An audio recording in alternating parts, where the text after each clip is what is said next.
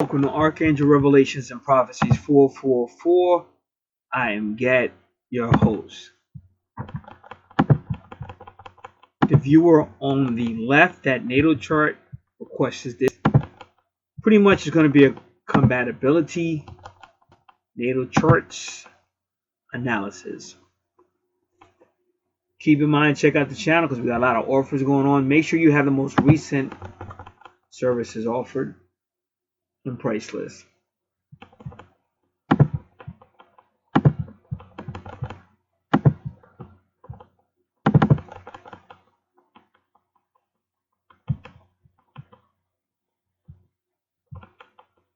All right, now the first thing you notice is, see how they all that spaced out? Both of these charts are kind of spaced out in different areas of the chart, but that's why nothing beats natal charts, because you can find out why people have some type of attraction or whatever the case might be going on, or if it's even deeper than that. You see it right on the natal charts.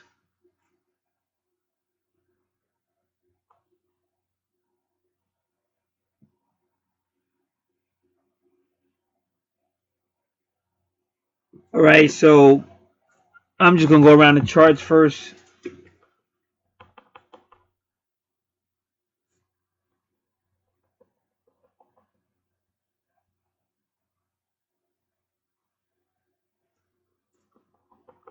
For her, she has a lot going on in her 12th house.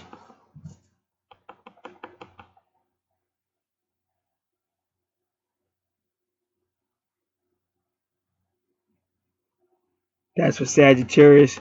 Her EP will be, let me see.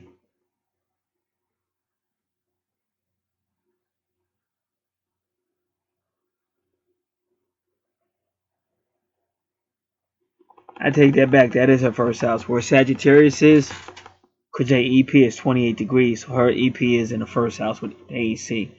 So her Sagittarius is the first house.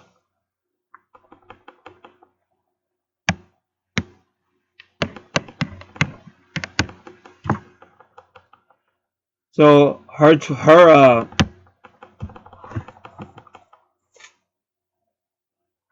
house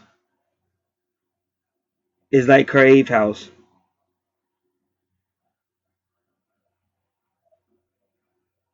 And I know we've done this before, this natal chart.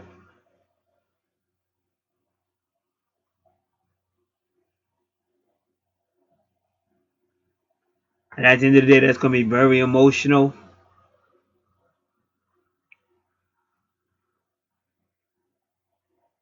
Very intense. And I believe she has a free astrological report, because she needs to know the 8th house, because that'll explain Scorpio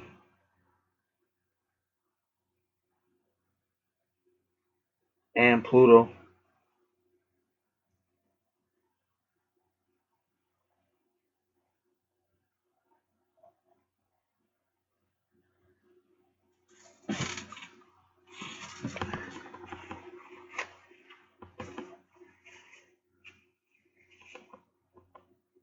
And I may have set up, yeah, I do remember saying that. So I'm not going to go deep in, but whenever you have Venus in the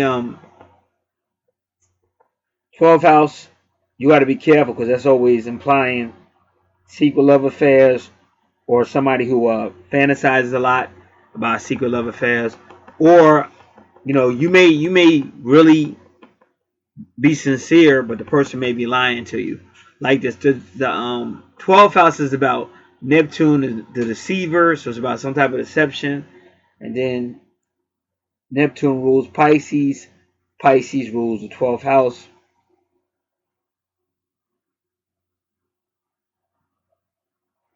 So you have to be careful. And then Venus,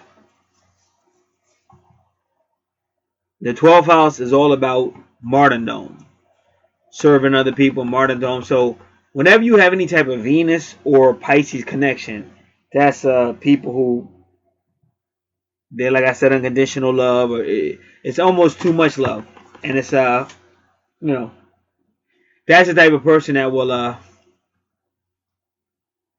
still try to hang in there, even though all the signs are you need to bail out, but they don't. And people could tell them, but they don't bail out. And the other person could be lying, but even though they kind of know, but they still gonna go with that emotional feeling. And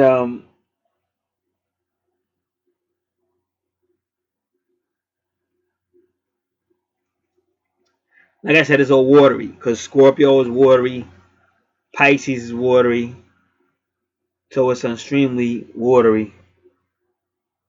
And it could be anything like going on with death and rebirth in their life, either figuratively or literally. And remember, the 12th house is all about hidden things. It's past life, it's karmic, but it's also things we keep under the closet in our subconscious mind. And I know I've said this before, but keep journals.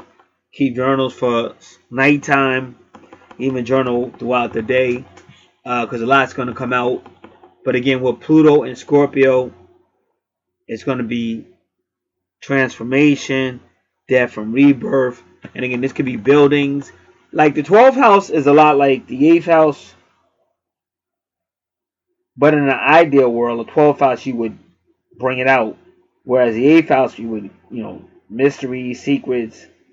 But in the 12th house, you're supposed to kind of bring it out, but usually people don't, because that's why this is fear. Because people don't want to deal with it, don't want to talk about it. It's fear. It's supposed to confront these fears. And also, it's always going to be psychic. Whenever you got any type of 12th house, 8th house, Scorpio connection, or even with Pisces, you could be dealing with psychic abilities, extrasensory perceptive gifts, declares, clairsentience, clairvoyance.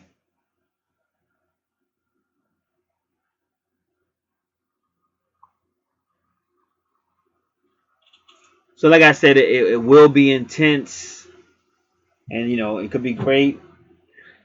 And that's why I said, because people work off their emotions, and that's why they may have sex and it's great. And because it's great, plus it could be like a lot of supernatural shit.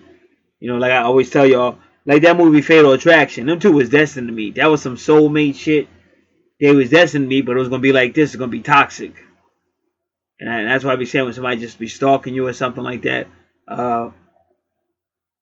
And like I said, I had a situation like that one time where, just a matter of phone ringing.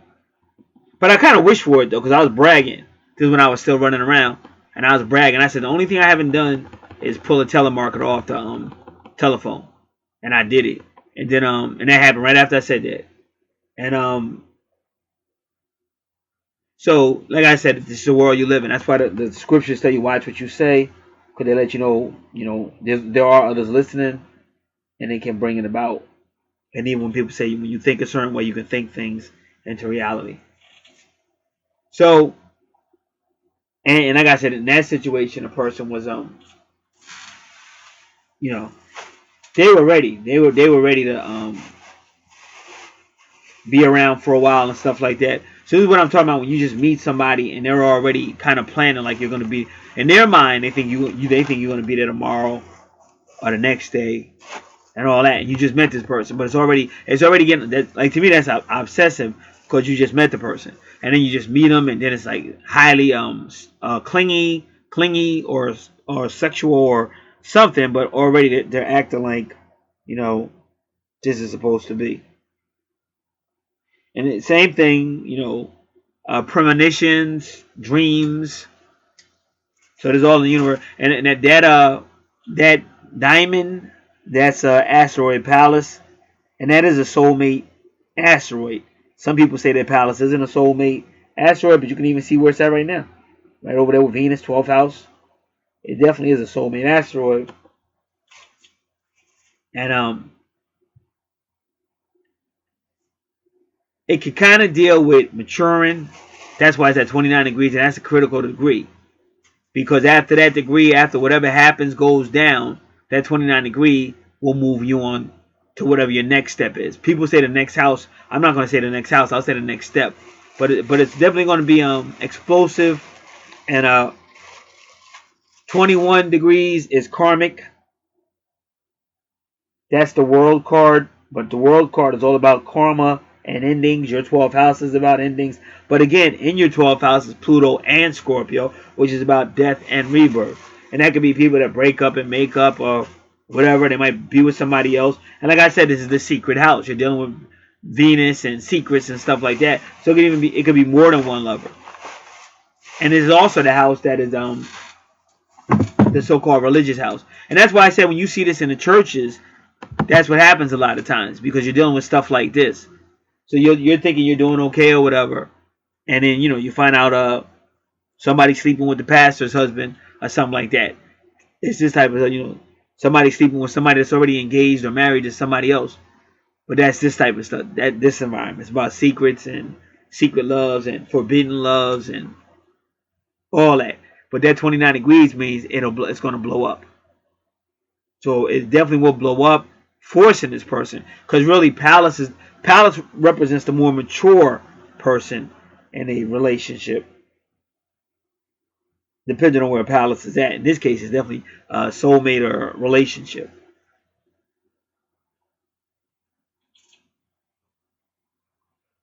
And number 2 is also Jupiter. Number 10 is Jupiter energy. That's the Wheel of Fortune. So that's why I say you got the World card, and you got the World card energy 21, and you got the Wheel of Fortune energy 10. So that's why I said that somebody makes you feel like you on planet high, and whatever it is, still gonna be deception. Like I said, I'm gonna keep whoever this person is that I'm talking about. I'm not necessarily talking about the person on the right now. That chart. I'm not talking about that chart right now. I'm talking about her 12th house. Whoever this person is definitely deception at some point. Even if it takes a minute to be found out, and when it does, it's gonna hit you with that 29. But it'll also force you to be a little bit more mature, to slow it down a little bit, and to find out.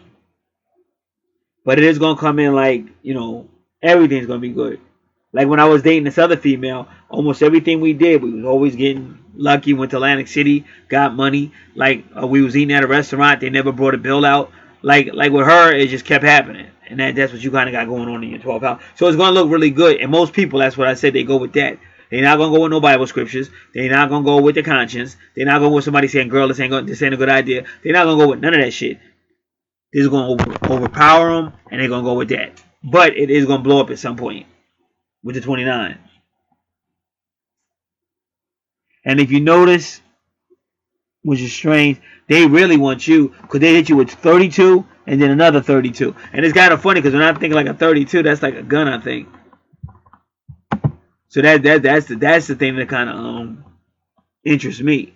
Why did they hit you with two 32s back to back under such a serious thing? And I really believe that. That's why I be saying be easy, be careful, because that could really be a 32 on that ass. You know what I'm saying? Especially when you messing around with somebody else's shit or whatever going on. So give me. First. I just want to look at that real quick.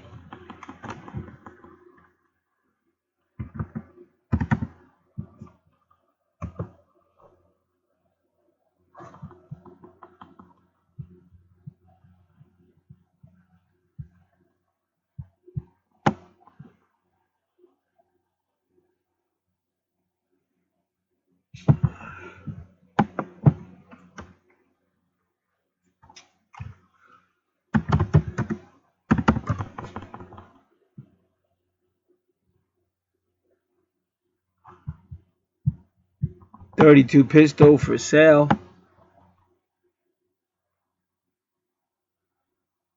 Was manufactured in 1942.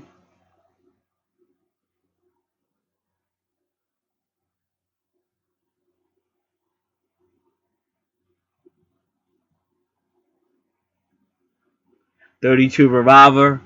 Now watch what I do. Since that was 1942, that was World War II.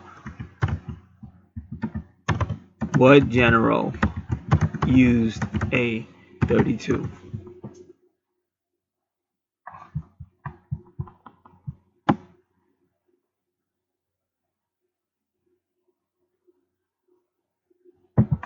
Try it again. What Army general used the 32?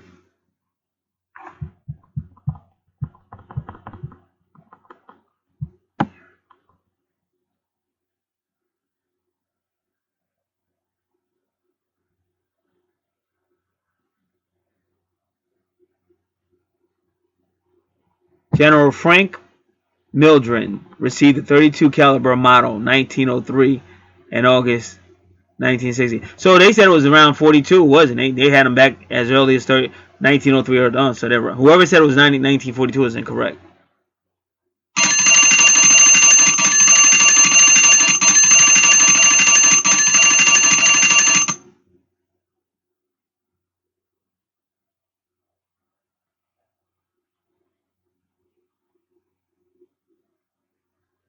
So he got the pistol in 1903.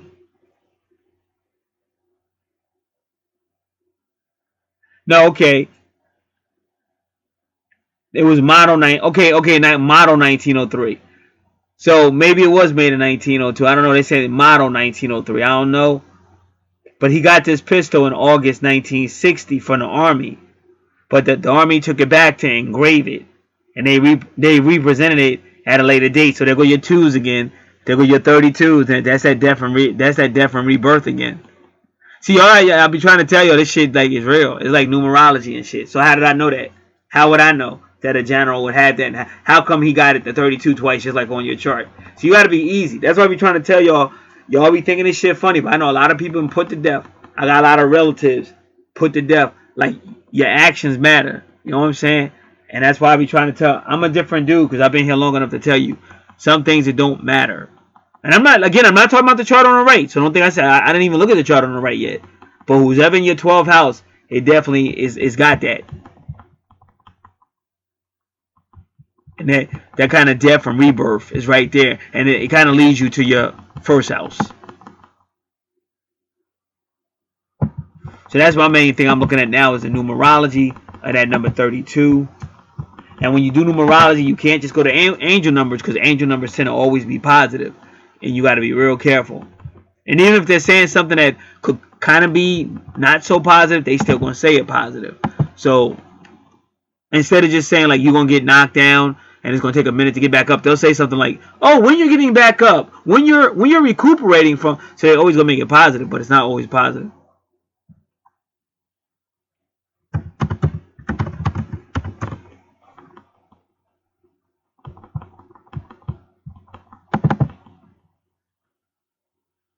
So like I said, just give me a moment.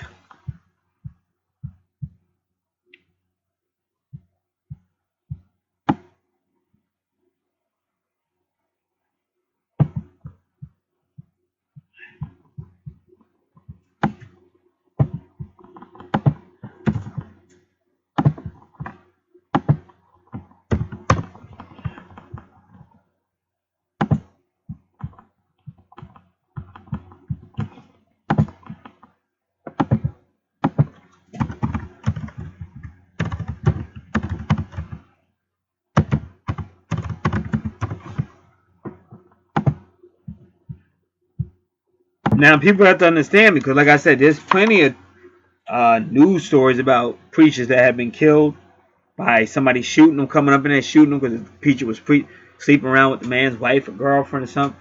Come up in there and shooting them. And again, everything is for. And like I said, whatever it is, but whatever moves a person to jump with somebody, get with somebody, whatever it is. But that's why I said she's smart because she's getting a reading. And we find out a lot. 2 readings just came. Like I said, one reading I got, it was a moon reading on a dude, and I found he's married. But from that moon reading, I knew that he had a woman up in there. And then he had another other than his wife. And then recently somebody contacted me, but they was wondering why their life wasn't moving ahead. But through the reading, they had so much stuff that they had done that they didn't atone for or deal with. So you could just see why their life wasn't moving because they got to deal with that. That's why when you be having karmic debts and shit like that, that shit real. And then another person, she wrote me, she wanted something, and then it was quite obviously that she was having an affair, and the person she's having an affair with was married, and she just got manipulated because she came from a religious background, and she was trying to be different than when she was younger. But the universe was letting her know that was an unwise move, and also letting her know that the person that's coming into her life was right around the corner, and she was kind of messing everything up by doing that. So this is very real, like I tell people, but the way I say it is, be glad the universe is trying to wake you up, because if you stay on a course like that, the final destination will be hell, whether you believe it or not. I might not believe a whole lot of stuff. That don't mean it ain't true. So my job, my calling, is to do what I do. And like I said, believe it or not, there are people that appreciate it.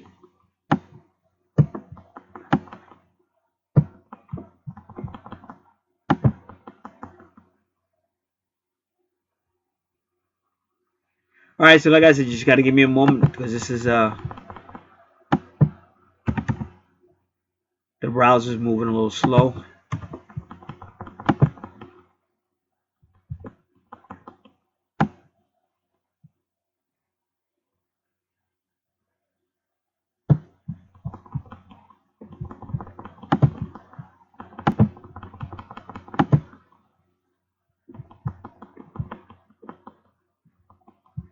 Alright, so the number 32 and the Bill Hydrix, Gematria, strong, trickling.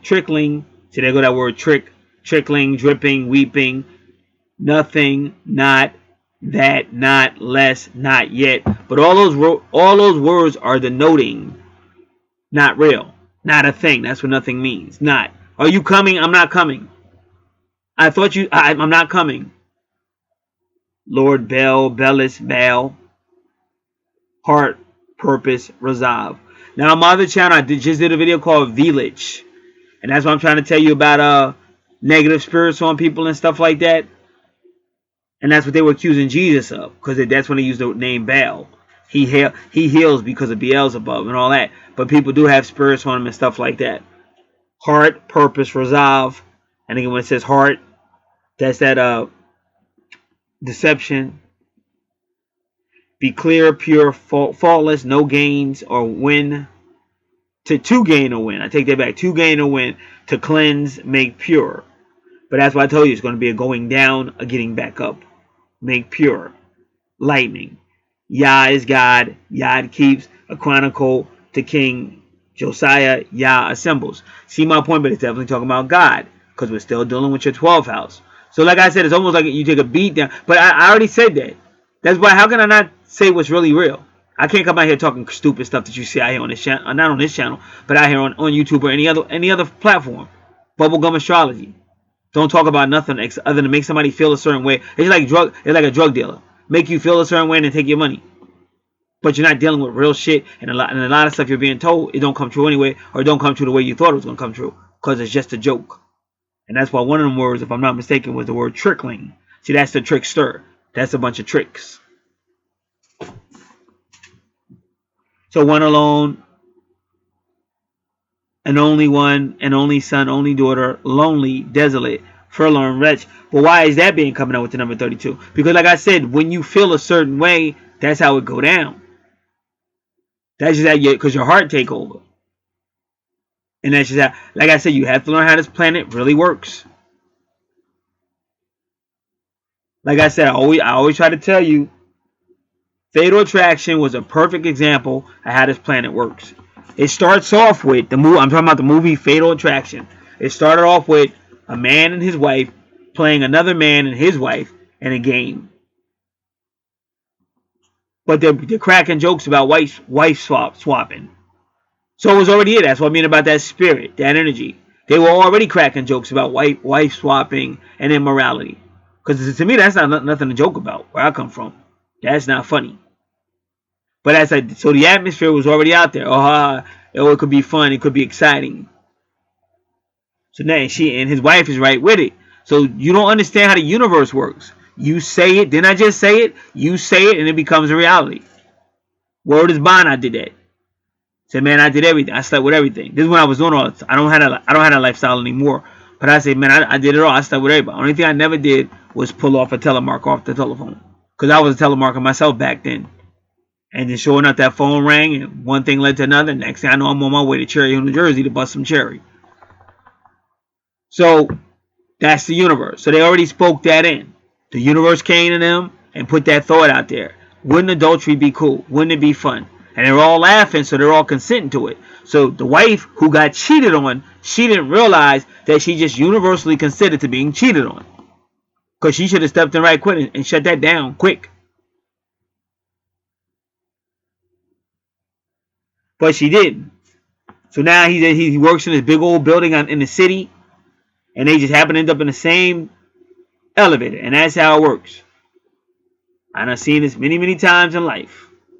Been way out of town. And that one female I wanted to sleep with, oh, guess who's right there next to me? And we're way out of town. So how are we way out of town at the same time, at the same location? And now you're right in front of me. And not only are you right in front of me, but you're ready.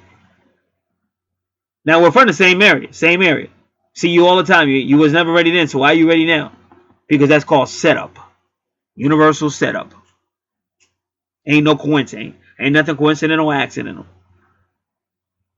So now they're in an elevator. And they're both, you could tell, they both looked at each other. And they're both thinking the same thing. About banging each other out. But he's a married man. So he just tries to get out the elevator and get home. But little does he know, the universe has another plan. The universe has another plan for his ass. So he tries to get home. And then all of a sudden, out of nowhere, a shower. A rainstorm out of nowhere. I've seen this many times before. Comes out of nowhere. So now he says, well, instead of walking in the rain and all that craziness, let me just go on in the bar, stay in the city a little bit longer, and go in the bar, have a couple of drinks, and just, get home a little later. But I have some drinks. I'll be ready to go to sleep as soon as I get home. I'm good. So he goes walking in the bar, and then who's sitting there?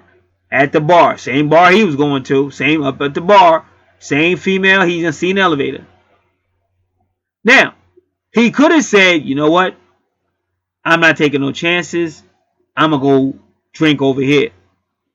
But when you do stuff like that, then here comes another trick. Oh, you hurt her feelings. What, you're too good to sit next to her? Hey, what are you trying to say about her? You don't know her. What is? So that's the peer pressure, all the bullshit, all the games that evil plays. So he didn't know what to do, so he walked up to her, sat down, and like I said, after a few drinks, he was banging her out. And that started off the whole nightmare of having sex with a psycho bitch. I had to say it, y'all, I'm sorry.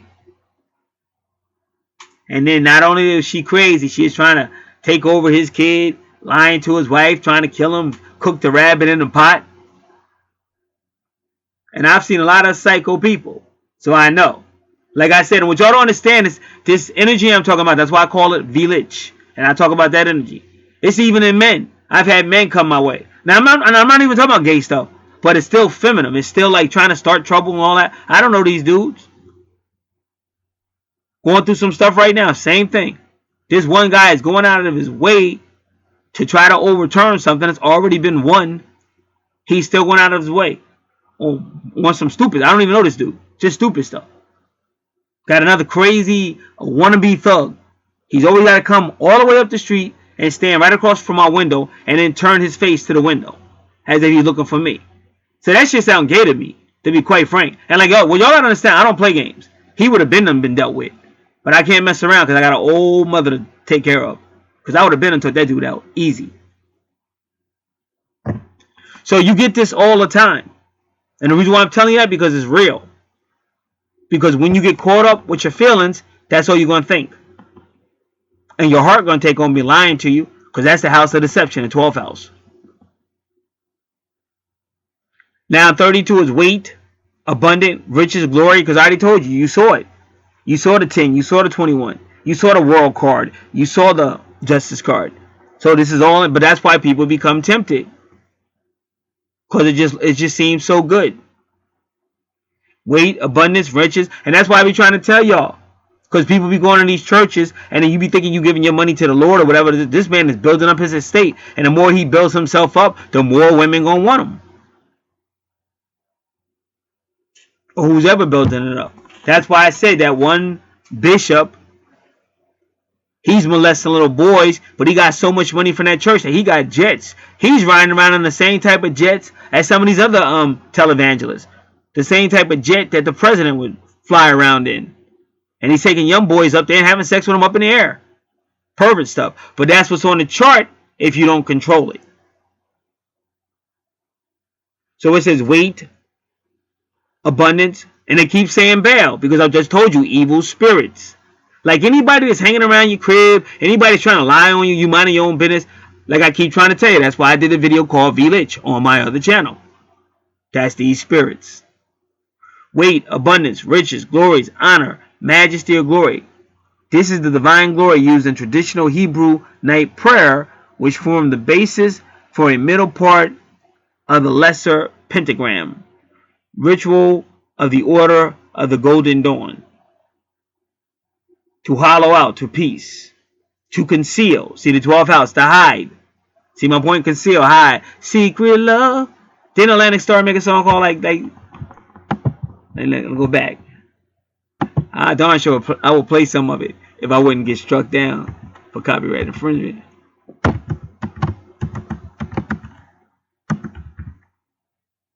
Come on, Secret Lovers, the original video. So since I haven't heard it in a long time, I was a very young man when that song came out. I'm on one on YouTube, Atlantic Star, Secret Lover.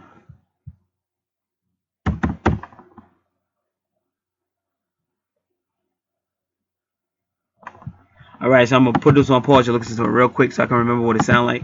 And I'll be right back. It's funny how the Lord word God. That's how she started it. I found a video, the official video for Secret Love, and that's how that female started that song. I'm with a man or whatever. But then I seen somebody else, and then I wanted to mess around with him too. Woo! That was deep. And you know what? That video had 10,000 likes, but why do you think it had so many dislikes? Because people was affected by that song. Because I remember when that song came out, people were saying you don't know how many babies was created because of that song. But so here we have it. So the number 32 is going along with it.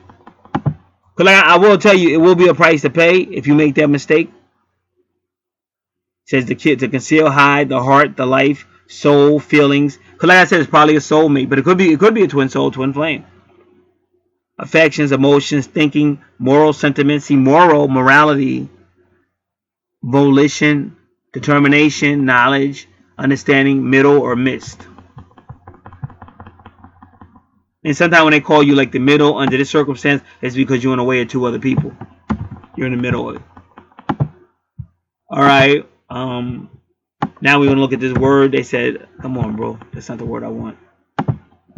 Alright, I copied the wrong word. I'm copying the word volition. Because it looks like the word voluntary.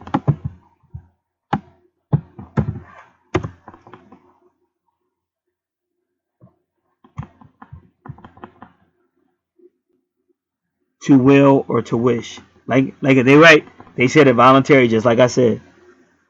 Alright, so I'm batting pretty good, right? I'm batting pretty good so far, right? Alright. So now we're going to another gematria, which I told this thing. I hit enter. I don't know why it didn't go. Here we go, this silly stuff. Alright.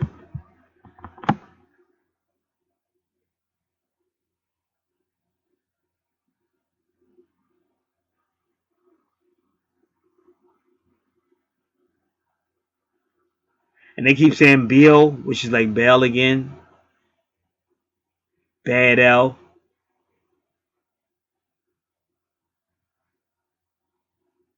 She, Bella, Sage, Lena, Deer. And I keep telling you all that deer kept popping up. I told y'all. Bomb.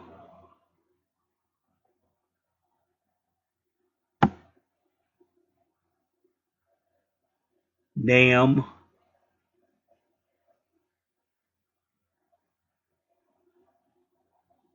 Arabia.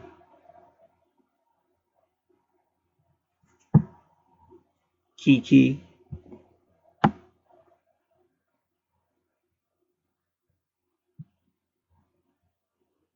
All right. So pretty much, now we'll do the angel number just to be doing it. Sacred Scribes, angel number 32. Let's find out what they're saying.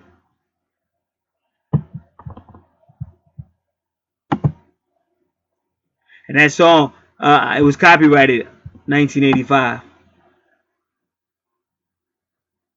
The Secret Lover song by Atlantic Star.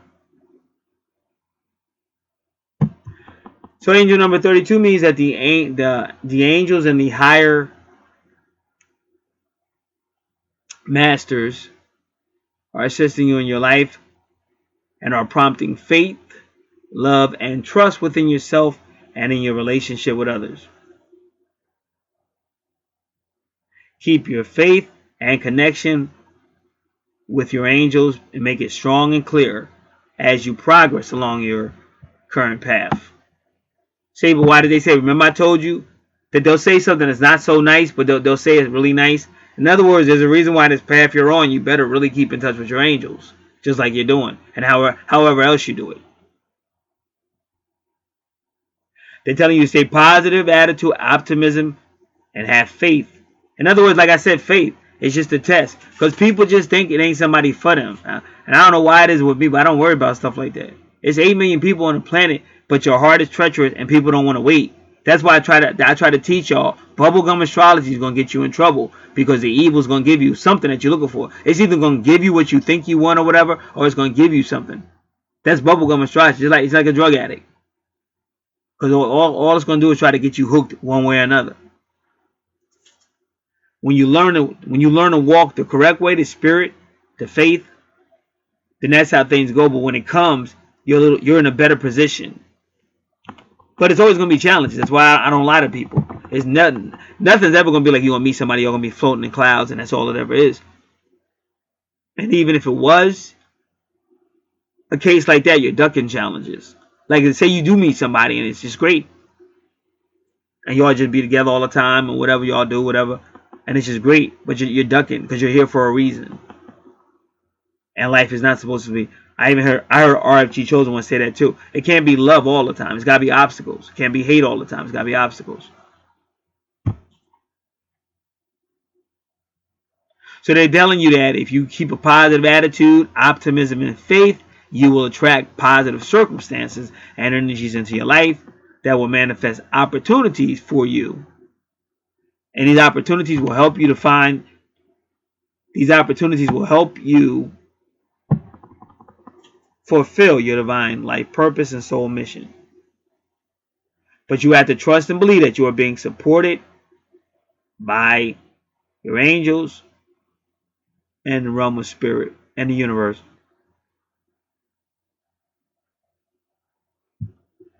Angel number 32 is telling you that you're working in alignment with the energies of the high masters. They're helping and guiding you through your next life steps and actions. They're telling you to maintain a diplomatic, harmonious, and caring attitude towards others, and you will find that all your needs will fall in place for you in divine right time. And that's what I mean. So the 12th house is the most spiritual house you can be as far as being close to God. And that's how you're being tested in. Because again, that's going to determine everything. Because if you fail in that test, you're going to have more karma. And that's only going to bring you down even more. And when you see the number 32, it could be a gun. And I said general, but that could be any officer, really. Any officer, any it could be, in 32 could be any gun. Because you got to understand when they're doing this, it's just so you can see it and perceive it. So they have to put it in such a way that they can see it and perceive it. Like, let's just say about when I was a little kid. Let's just say when I was a little kid, I had a bear, but I would put a gun. Like how little kids play with toys. So I had a little bear, but I would put a gun in his paw and be acting like, it was robbing somebody or something. So that would come in my mind. I might see something, see the word bear or something, and then that gun or whatever come in mind. So they're showing you a 32 and stuff like that, just so I can get an idea of the possibilities. And people can say, "Oh, this seems like a far stretch," but I just told you how accurate this has been. And also, people get shot up in churches and stuff all the time because they messing around and stuff like that. I mean, one time I went to this. I was going to this church up the street, and so that one night I went to the bar or whatever, and then two of the same females that was in that church, they was in that bar and they was in a choir and shit. And that girl even walked up to me and said, "Hi." I'll call everybody a girl, but this is a woman. She even walked up to me and said, "Hi," because she knew who I was. So that's my point. I don't never remember ever seeing them in that bar before. I used to be in that bar all the time, but that one night I started going to that church and I seen them. So believe me, this shit is real. There's energy out there trying to get you to do shit you shouldn't be doing, because believe me, it is gonna determine where you go from here. And you're either going to go closer to God or further away. That's totally up to you. But people that are smart do stuff like this, get readings and stuff like that, so they can have a good idea of what's going on in their life.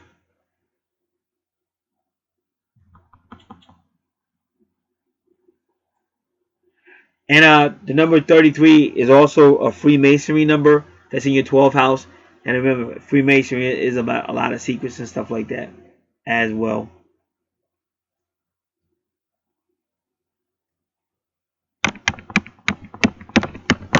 So then your 8th house has, and then they go to Vertex at 21 degrees. So once again, a world card or karma, and that's the family.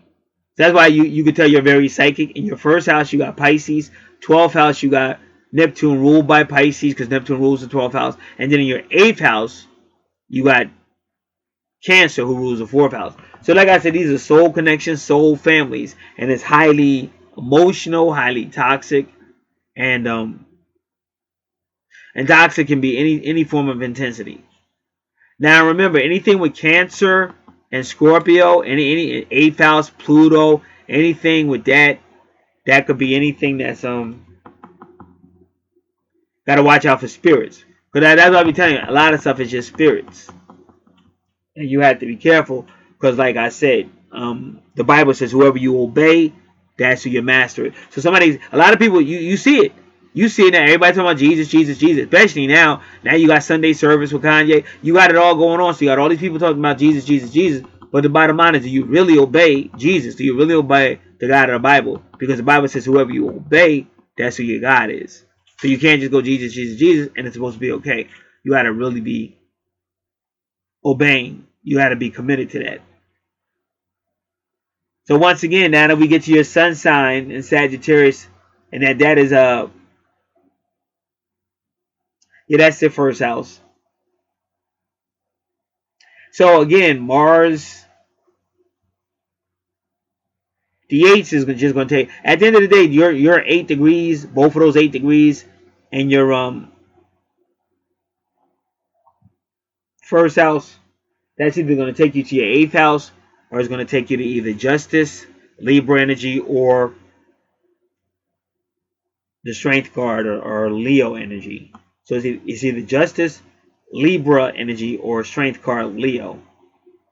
Or it could just mean your 8th house. But either way, it's there.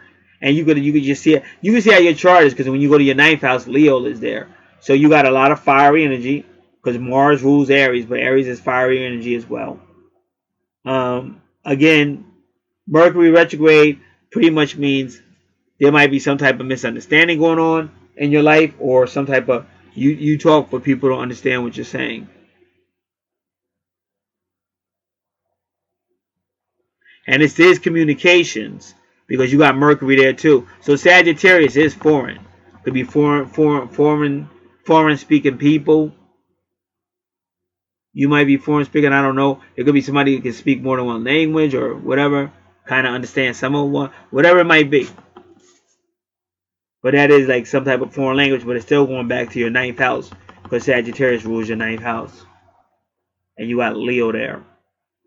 With Chiron retrograde, the wounded healer. You also got 25. Whenever you got 25 degrees in the 9th house,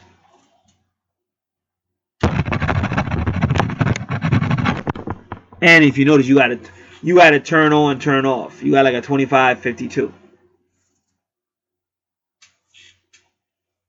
But again, this is a person who's kind of like a leader, and they don't mind traveling, and that's your higher self house, higher courts.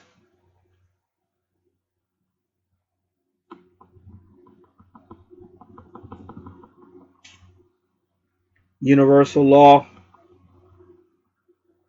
philosophy class, religion, belief systems.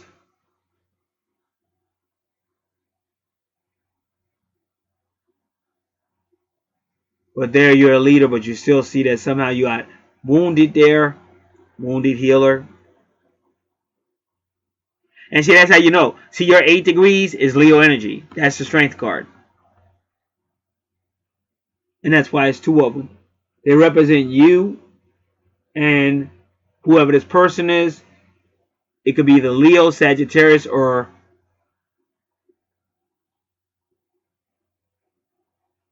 I guess you could say Aries energy.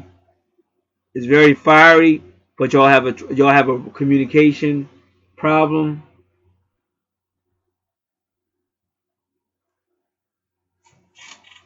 But even though y'all do, y'all still meant to be together because you're still the strength card. That's the divine feminine and the divine masculine. And you were healed because of it. You were wounded because of it. And Chiron retrograde could mean this life or a past life. But either way, it definitely was a wound that hasn't healed yet.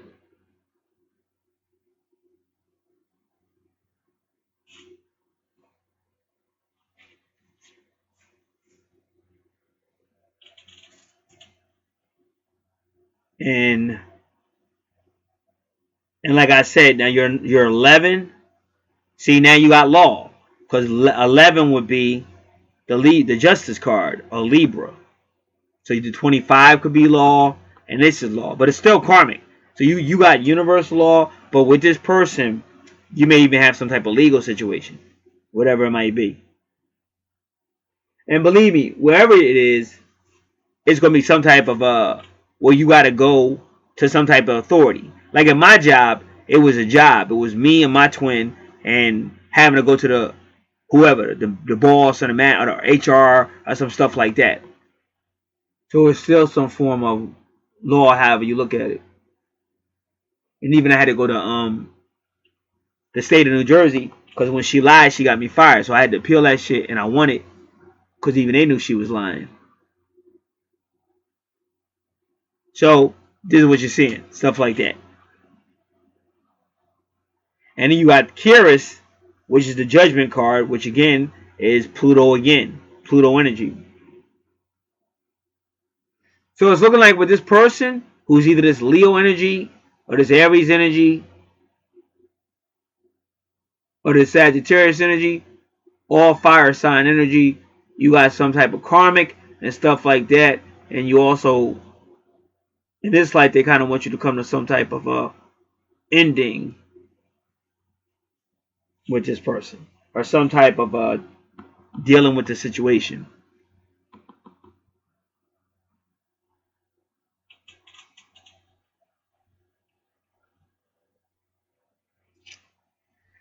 Ascendant is where the sun went over the horizon when you were born. The east point is where the sun went over the ecliptic when you were born.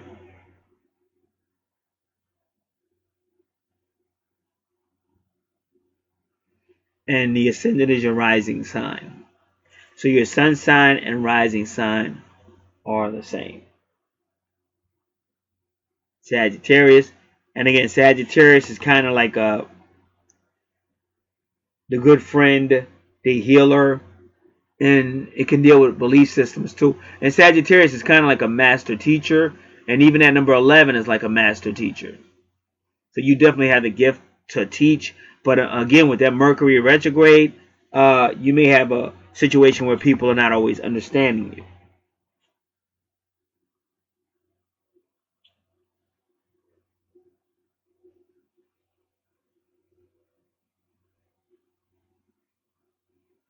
And then we go to your second house. So your second house is about your money, income. your value system, but it got Capricorn there. So once again, job. So you may have your job may be somewhat related to money. Not just working a job and getting paid, but it's still related to money. And yeah, that would be kind of true. It could be banking, but it could also somebody at a cash register. It could be anything. But that's where your Capricorn is. So your job is directly related to money or possessions.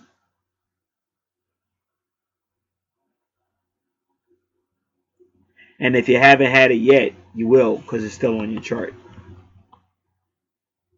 And ironically, that's your true north node. And notice how your true north node is 8 degrees. That 8 degrees will always be that Leo influence. So pretty much your twin soul, your twin flame, probably has a strong Leo presence on their chart.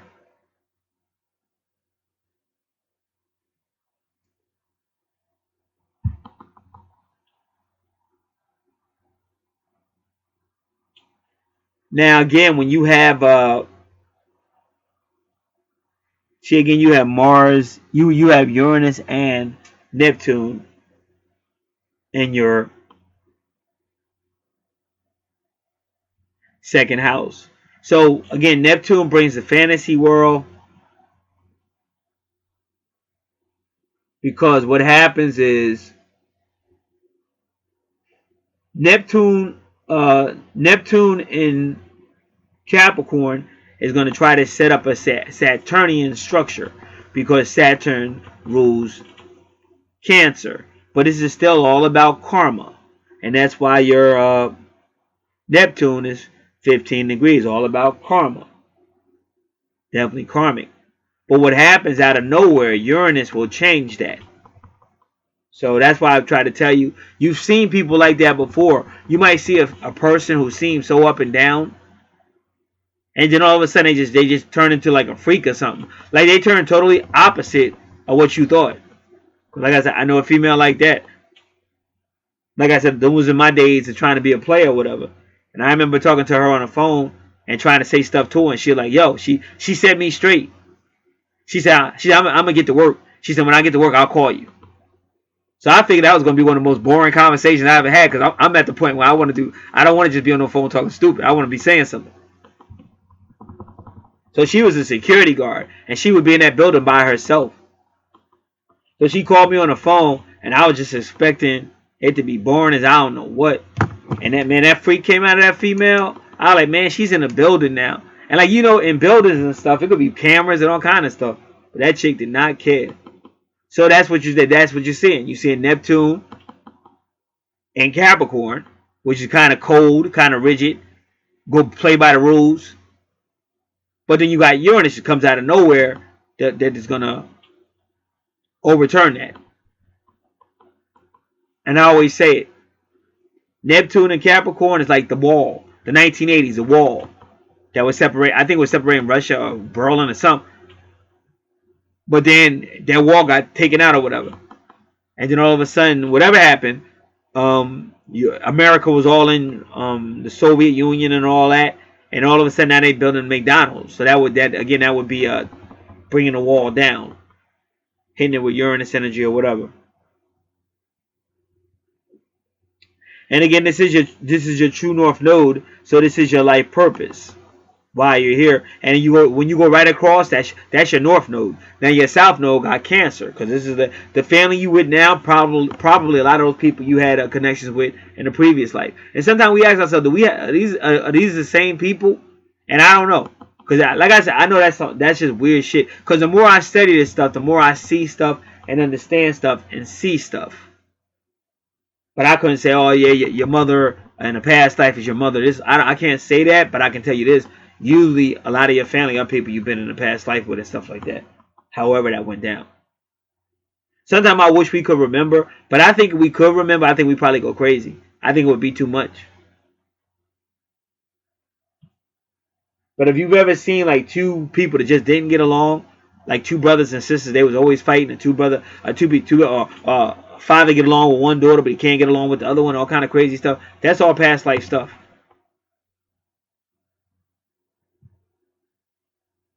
Because it's all energy. That's what I'm trying to say. Just like when you meet your twin, sometimes the energy just be strong. And it could be an energy of aversion. That means you want to get the hell away from that person. Or it could be an energy of longing and stuff like that. And that's what a lot of twins say, you know. They just had this a long, and you see it out here. They're addicted. They're addicted to that energy, and they're not going to listen to no type of logic. They're not going to do it the correct way. They're just addicted to it, and they're going to go anywhere where somebody will promise them that you know it's about to happen. And they'll go anywhere. But anywhere where they say you logically got to look at this, logically got to, they're not gonna come. They're not gonna deal with it.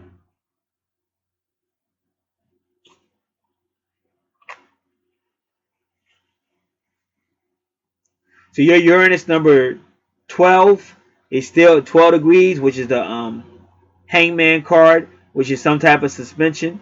But you see that going on even because see 12 is the 12th house. It's Neptune energy. So you kind of see that on your chart. Is that it might be some type of separation or some type of like they were saying, loneliness, or some type of just not moving to where you would like to move. But again, that is part of the journey, and sometimes you should use that time to make sure you're wisely evaluating what's going on, even if you don't want to, because it does look like if you don't do that, it's not gonna be good. And again, it's still karmic. And I try to tell people a lot, because people are so selfish, they just be worrying about themselves. But like, say you slept with somebody else's man or whatever, you don't realize that somebody might do that to your daughter. Like the karma does not have to come back to you. Even when you read scriptures, you hear God going, "I'm gonna make you pay for your sins to the 4th generation." In other words, your kids gonna be paying for your sins. And then the people would say, "That's not fair. You said you're a just God. That's not fair." And they told Moses. So Moses told God, and then God said, "All right, it's not gonna happen." But if you read later on in the Bible, he says it again. You're a kid. You're gonna pay to the 4th generation. So he says it again. So that's why I try to tell people you gotta none of this is a joke, bro. That's why I took decades learning all this, because I know it's not a joke.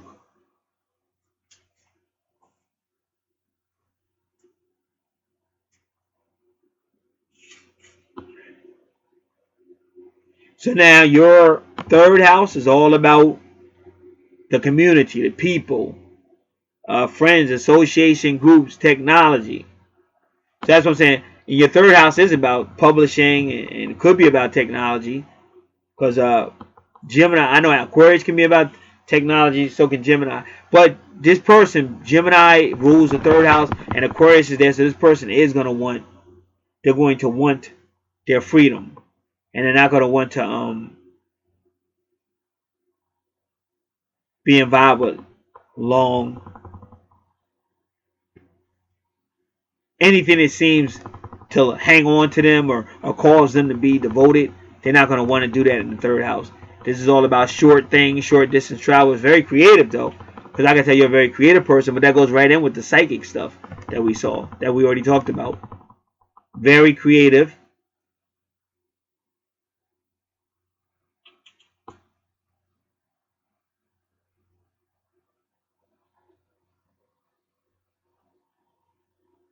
Now, your 3rd house is interesting because you got Saturn, who wants to control everything, but you got Lilith, who doesn't like to be controlled. So to me, you're kind of like a turn on, turn off type of person, and that's why I said when I see that 25 and I see that 52, but that's just a switch, not the numerology, but anything like if it was 10 and then 0, 1, that's like a turn on, turn off.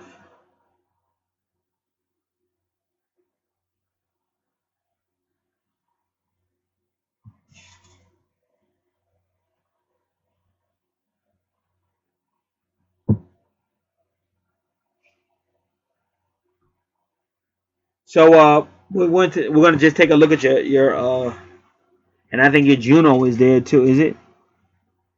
Yep. See, your Juno is also in your 3rd house. And remember, pretty much the 3rd house. See, Juno wants a serious relationship, but pretty much the 3rd house is not really the best house for long-term relationship, even though that's what Juno might want. But then your Juno is 9 degrees and 21 minutes. 21 means, again, the world card or is karmic.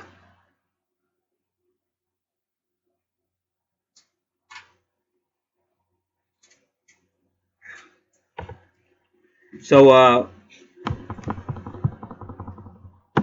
we're going to do a couple of things in your third house.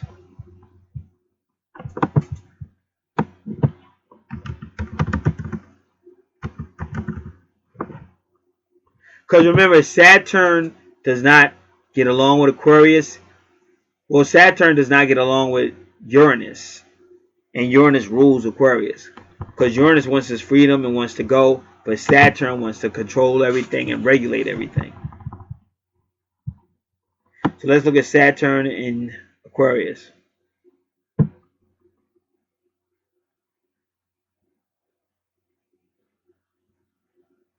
So they're saying because Aquarius wants to be a free thinker, but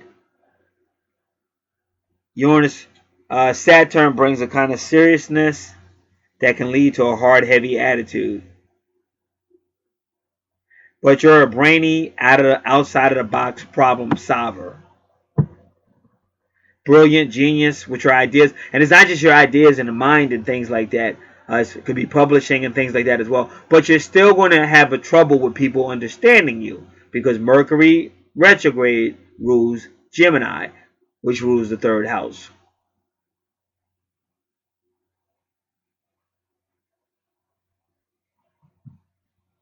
See, they're saying the same thing. You can be quite a paradox. And that's really what a paradox means. Like, which one are you? So at times you can be very rigid because of Saturn.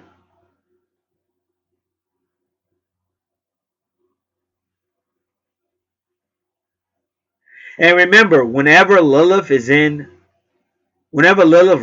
is in Aquarius, this is a person that likes to be shocking. You know, this is two women kissing and they're looking at you. Which now that's like a big deal. But like back in the day, you know, hey, what's going on? But they would do it anyway because they like it. They would do it in public because they like it. So Lilith retrograde in Aquarius, she wants to shock. She wants to be over the top.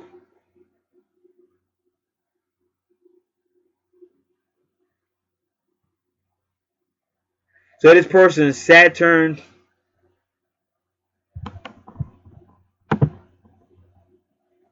and Aquarius could be quite the inventor or true original.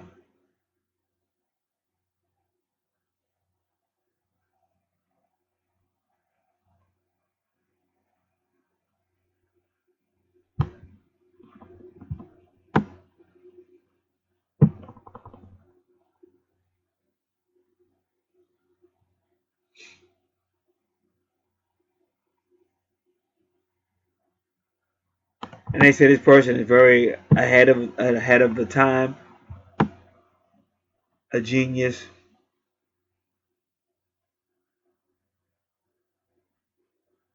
So they're telling you to watch your circulation and your nervous system. Keep it healthy. And I'm sure we probably told you that before. Do not neglect your nervous system.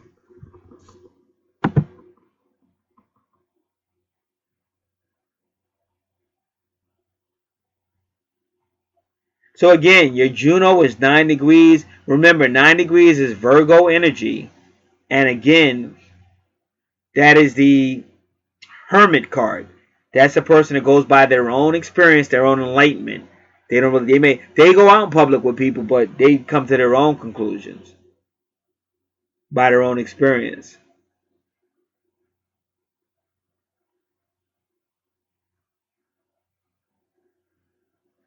In your fourth house, nothing really there but Pisces. So it may have been a spiritual house, but your fourth house is going to be a lot like your 12th house. So whatever we said about your 12th house is pretty much going on in that fourth house. And then when you go to your 8th house, because your 8th house is your 12th house, when you go to your 8th house, there's the family. So this is all family. And this is all past life stuff. And you may have, like, now that cross is a vertex, a 21 degrees, karmic or the world card. So you may have some type of vertex or fated or destiny connection with some type of either Scorpio energy or Capricorn or Cancer energy. But again, this is a family. Y'all might be arguing over wills, arguing over inheritances, all kind of stuff. And that's why on that paper, the free report, the eighth house is in there. I shoot that over because I already shot over a secret love affair. I shot that over to this person, and I'm going to shoot over that free report just to make sure you have it. Because when you have like it, when your chart looks similar to this or whatever, the placements and arrangements, it's just that it's good that you really know what that eighth house is about. Because like I said, let's go back to fatal attraction. Had he had his natal chart, he would have knew what was up as soon as he got in that elevator.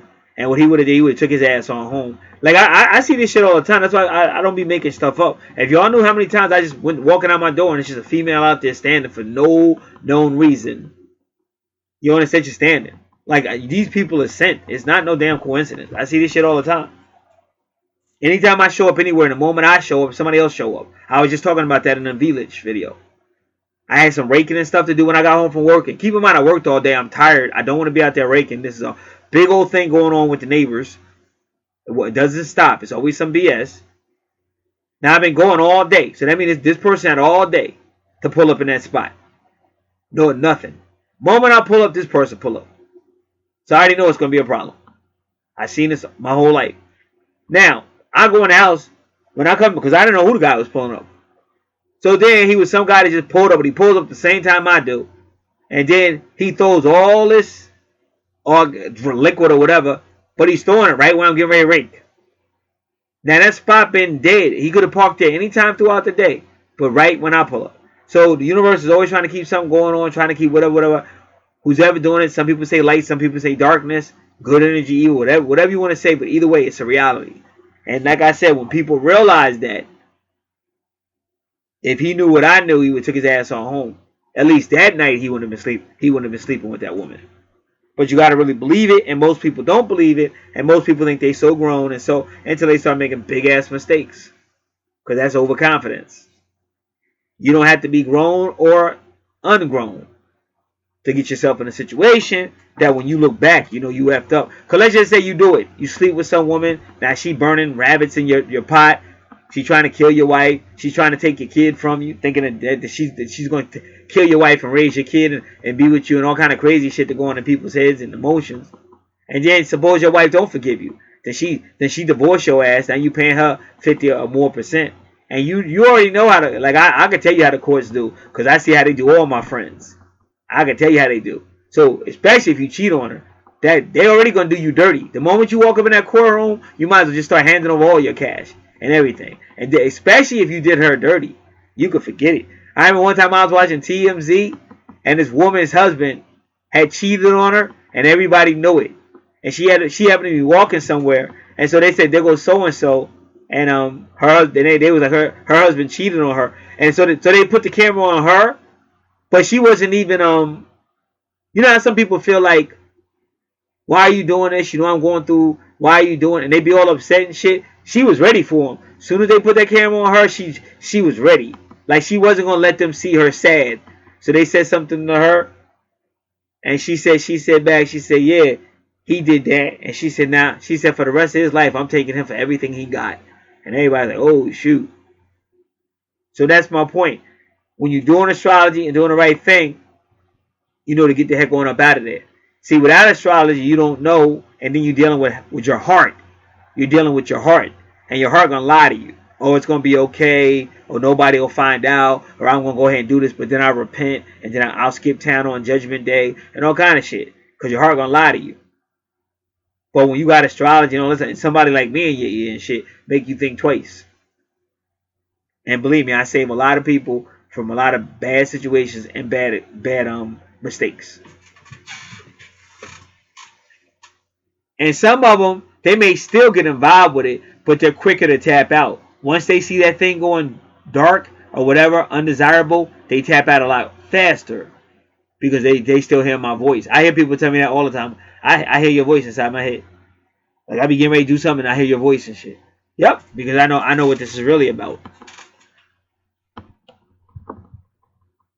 That's why I like non-naming. She's trying to warn you. She's trying to warn you a different way. She goes really extraterrestrial or evil spirits with hers. But she's still trying to warn you what's really going on.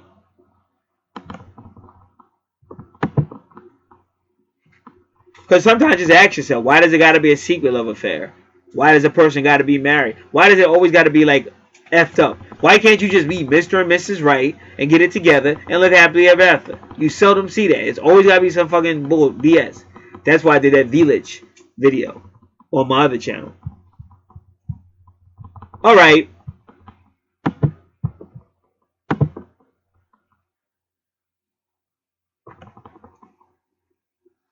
So like I said, it's faded. Your eighth house is faded. Yeah, I was going to send that.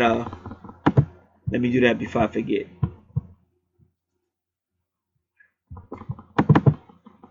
Because you got to know the eighth house. And every chart is different. But that house is supernatural. Remember, Scorpio is supernatural. Scorpio is psychic. But the zodiac sign Scorpio can be very vindictive, very secretive. They can doubt you. They don't trust you. Even when they get to know you, that doesn't mean they're just going to open up to you and stuff. They can still be very secretive, very manipulative. They can think negative. Like both Neptune, especially Neptune retrograde, but both Neptune and Scorpio tend to think very negative. Like they just be making shit up and assuming shit. And that's why she got, and her 12th house is Scorpio Neptune, because Neptune rules it and Scorpio's in it. And these are also people that can be getting drunk and be very toxic or very codependent and addictive. So you got to be very, very careful.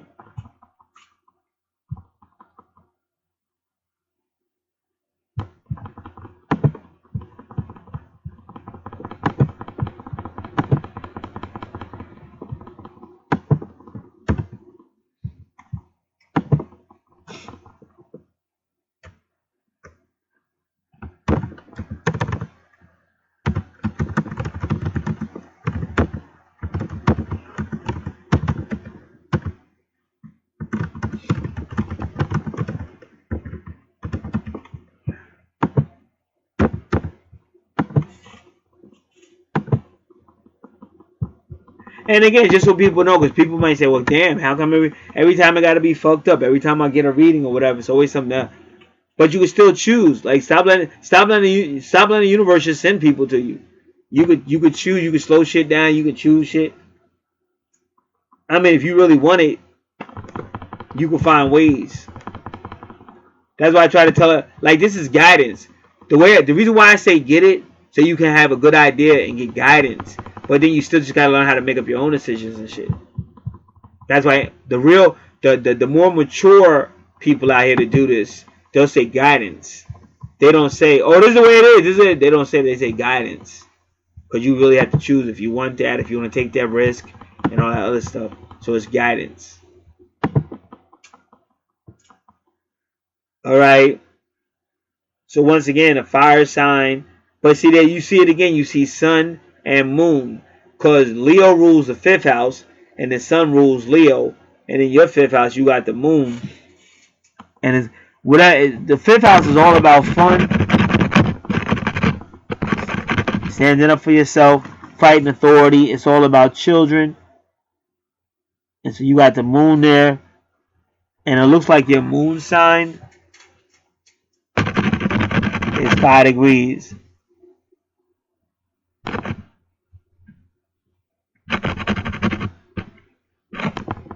So again, that would be Taurus energy. But because it's 5, it could be the fifth house, which could be Leo energy. And again, so the moon is showing your inner emotions, anything hidden. It could be doubting. But it just seems like for you, you really like somebody would have to be really fun, according to your chart. So if somebody was being really fun, they could probably get a lot from you. Because you have a very fiery but a very aggressive fun. And this could also be a athlete. This could be a very competitive person.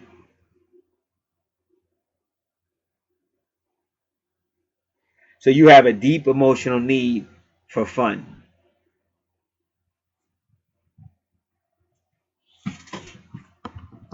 Your sixth house is earthy. It's ruled by Virgo, but it also has Capricorn. But see, that's how you know you're doing something from the home.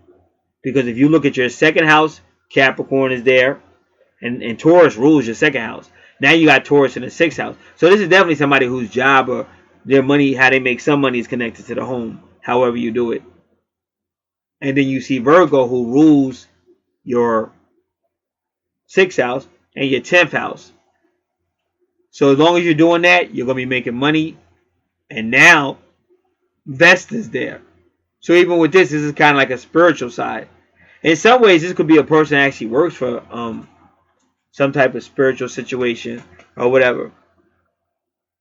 Because Vesta is like the protege to Virgo. So your 10th house is very homey, but it can be spiritual. Now Vesta, wherever you see Vesta in your chart, you have to be careful, because Vesta means if you don't know how to take a break and take a rest, you'll burn yourself out.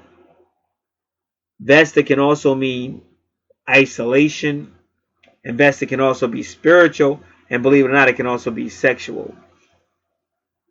And again, you got 20 degrees there, so it's Pluto energy again. Then you got that number 10, but that number 10 is just like your Jupiter. It's the wheel card, and that's Jupiter energy. So you're making money. So if you're doing that type of work as on your chart, that means you're definitely making money. And you even got the number. You got 14 degrees in 15 minutes, and 15 again is Capricorn or career. So this is how you're making career. This is how you're making your money. And then we want to look at the number 14 degrees quickly to see what that's all about.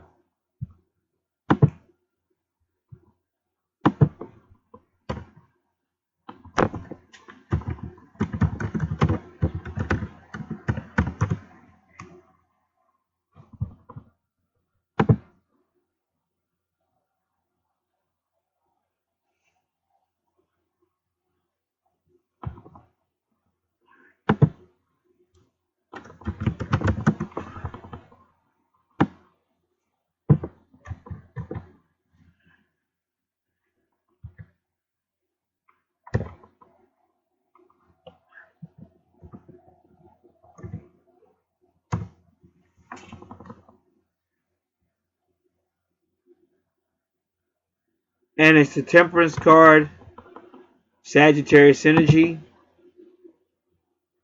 And again, that's internal changing. But remember, your Sagittarius or your 9th house is connected to that Leo energy.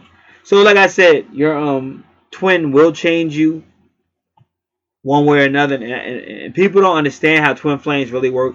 This is all about energy. All about energy. Because I know for me, I changed a lot as far as understanding metaphysics, but that definitely changed me. Even how I view life now is totally different. But I wouldn't have got metaphysically acute if it wasn't for meeting my twin. And that's why I try to tell people sometimes your twin does not come to be in your life. And somebody just sent me an email trying to tell me something, but this person's always been, they've always taken somewhat of a very immature approach to this. So they really don't understand it. And you're right, but for different people, it's different. But that, essentially, your twin does not always come in your life to be with you. You've been with that person in many, many different lifetimes. Sometimes your twin comes to help you, push you when you're not moving nowhere or whatever. Because that's why I said when I did the lift, after I did it, because a whole lot of stuff, even today I was fighting all day long. A whole lot of work I had to do outside in the yard, and I had to come in there and fight for some new stuff to happen. But I'm able to do all that because of everything I've been through. So if I hadn't been through all the stuff God has allowed me to go through, I wouldn't be the person I am to deal with all this stuff. Because I hold a lot of stuff down, and I also hold a lot of people down. So if I wasn't put through all the hell that I've been put through, I wouldn't be that person. So you may not like it and this and that, but it is what it is. And like I said, for me personally, I learned you try your best not to make dumb decisions because you got to pay for that. And that the people that make those type of decisions, maybe because they have nothing else going on. That's why they easily just give up their rights. Like I tried to tell y'all, the video Fatal attraction. See, they gave up their rights. The spirit put the thought out there. Oh, isn't adultery fun? Isn't it cool to cheat on? And everybody's agreeing with it. Cracking jokes like that's cool. But then she wasn't cracking jokes when it really happened. But you shouldn't have cracked jokes in the first place. Because whatever you say, whatever you accepting in, that's what's coming. And that's why even Paul Bagley tells you, watch what you watch on TV, watch what you're listening to, watch what you're saying. Because you may be giving affirmations of some shit that you're going to wish you didn't give affirmations to.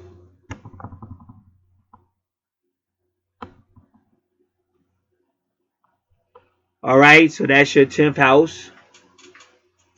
We did your 9th house as well. And then your 11th house, again, is Aquarius, but it got Libra in it.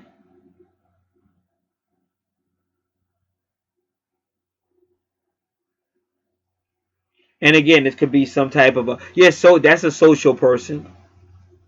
And even when with Aquarius in your 3rd house, because both Gemini and Aquarius can be social. Gemini is a brotherhood.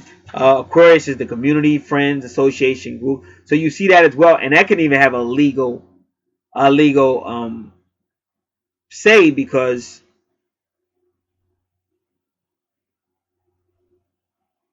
Libra represents law. And remember, the number 11 is also Libra, the justice card. And that number 11 can also be Aquarius energy. So just watch what you say or what you do with people, because you may find yourself in legal situations. Also, Libra in the 11th house could be social issues. And Libra in the 11th house could be some type of business agreements or some type of agreements you have with these people.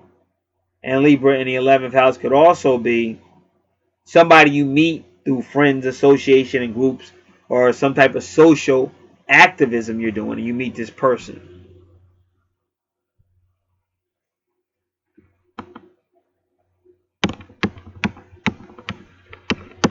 So in your 7th house, again, is Gemini.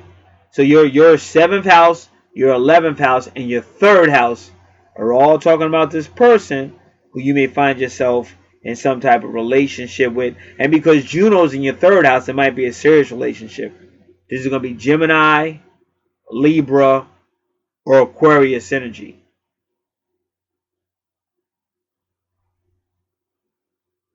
All right. So now we go to the chart on the right. 1st house, right away, Leo. And we already said that Leo would play a strong part for your chart. So Leo rules the 5th house, and his Leo is in the 1st house, ruled by Aquarius. Ruled by Aries.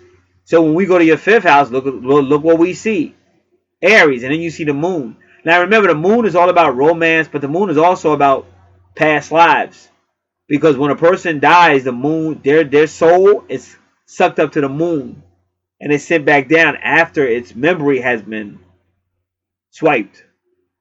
Now, if you don't know this stuff is right on YouTube. You can type in YouTube right now and type in moon reincarnation.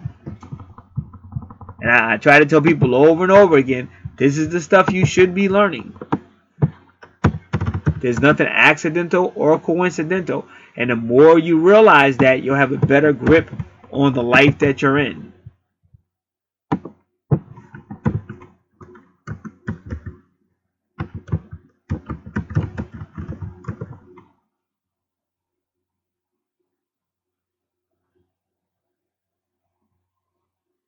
So this says Persona 3 reincarnation, when the moon's reaching out the stars, reincarnation in past life, full moon in Aries is this guy talking about it.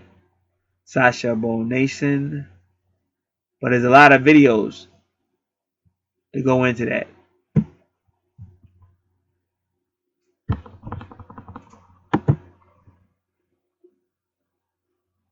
And I recently did a past life natal chart reading out here, so you can still see that out here as well.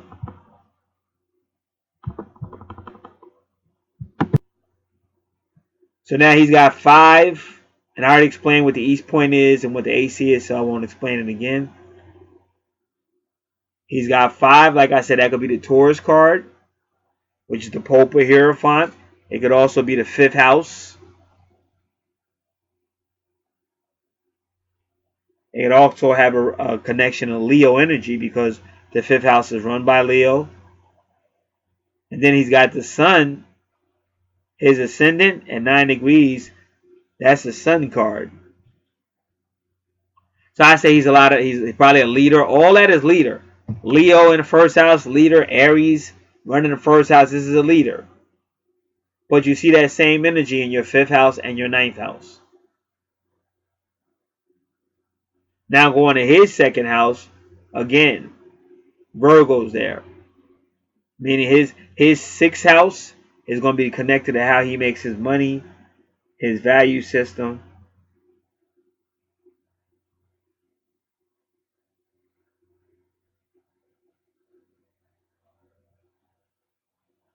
And his possessions. Now look, there you go. 3rd house ruled by Gemini, which is also his true north node.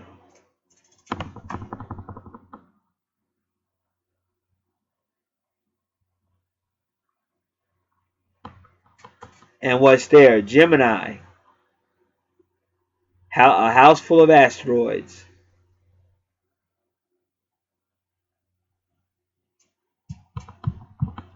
And that's how yours was, because you have a unique Gemini, Libra, Aquarius connection.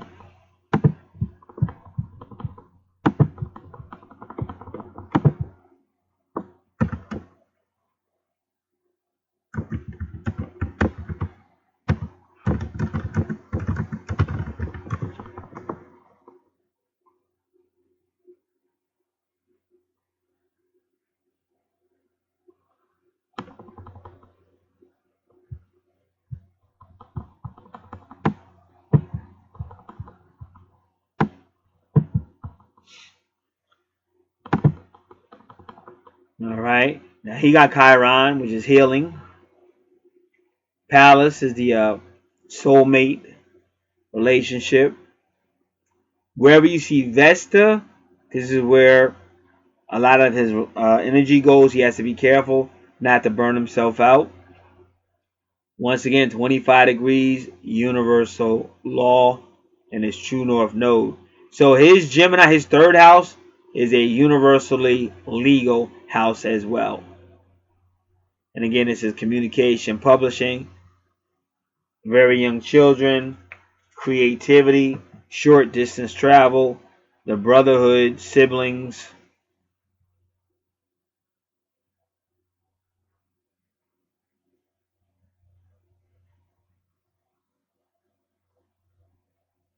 His number 10 is the Wheel of Fortune card with the Jupiter.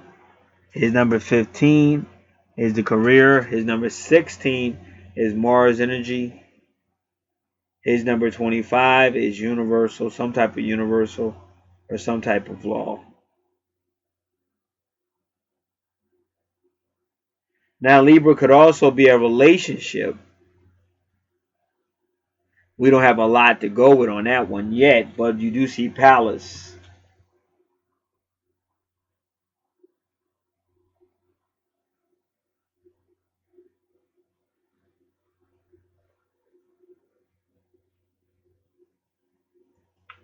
Get to his 4th house, there's Scorpio. So once again, same thing I said about yours, even though it's in a different location, but it's still Scorpio. Everything I said, from the mysteries to the stalking to being toxic. And then you got 7 there. 7 is a Chariot card coming at you. So once again, you're going to see a whole lot of intensity there. And Kyrus can also be the nurturer. But it's coming fast. And if you see a nurturer at 7 degrees, I would say that's kind of like maybe a little too much. Because Scorpio can be very extreme anyway. But a nurturer at 7 degrees is just coming too fast. And it's just going to be too much. So he might have got pampering from somebody in his fourth house. Might have been his mother or somebody, but it was too much pampering or too much obsession.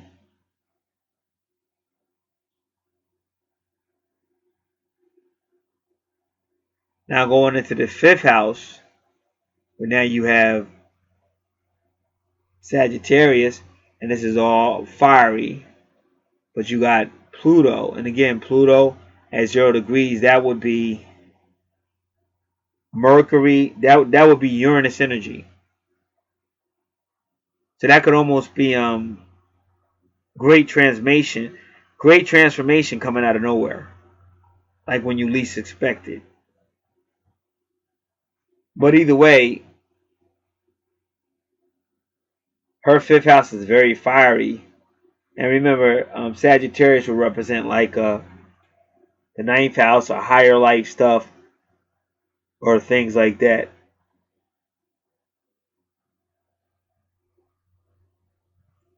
Art, culture, travel.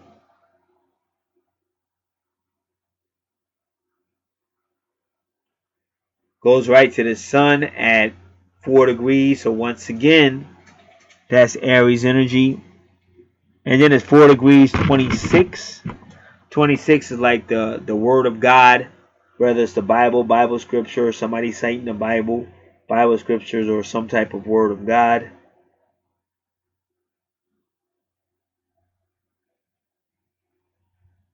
Then he has Mercury there at 6 degrees.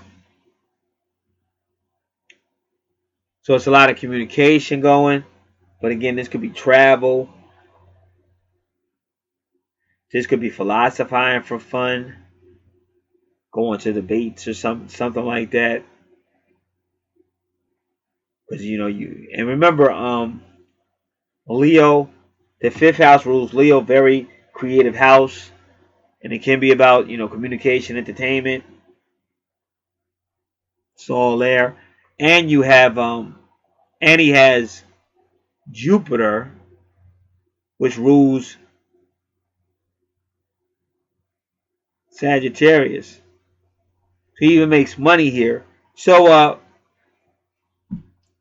he may even make money with entertainment or with knowledge. Because in some ways, it's almost like a Sonetta from Harlem, New York. Because Sonetta took debates,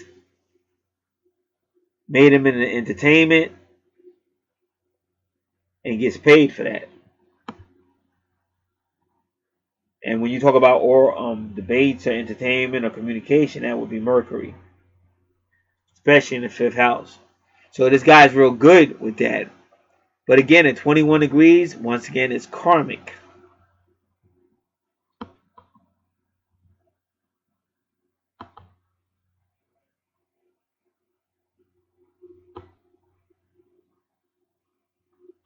And then that 27 degrees is like a diplomatic person.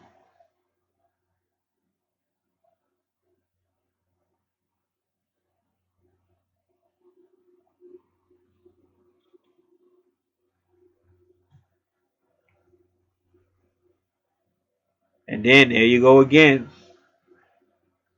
29 degrees, Venus. So he's going to have some type of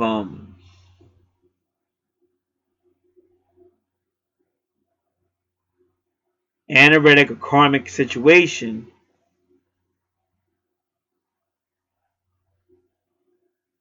with a Sagittarius.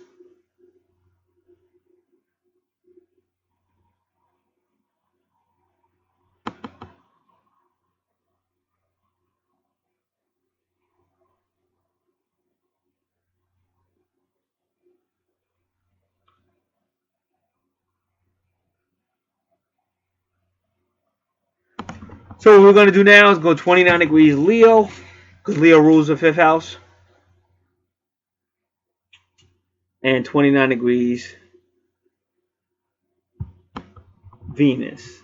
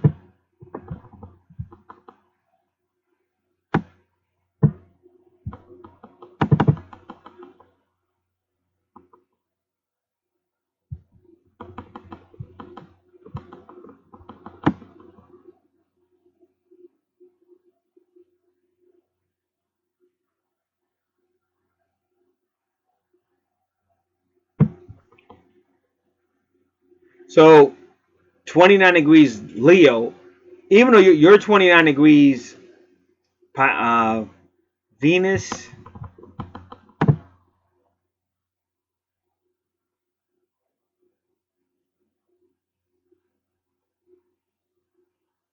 and because Sagittarius is the sign, you would also be 29 degrees Sagittarius because that's the sign in the house.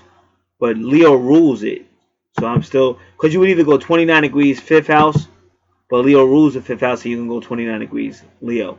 So they're saying 29 degrees Leo is the most fortunate degree in the zodiac. And it's connected to Leo's heart, which is Regulus. So Leo's heart Regulus is at 29 degrees.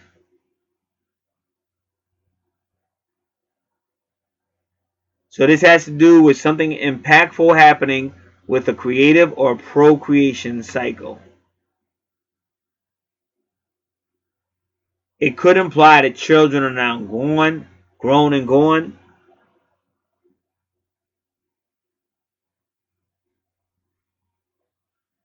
or anything with children or children matters. But it could also be about creativity or really anything that's in the 5th house.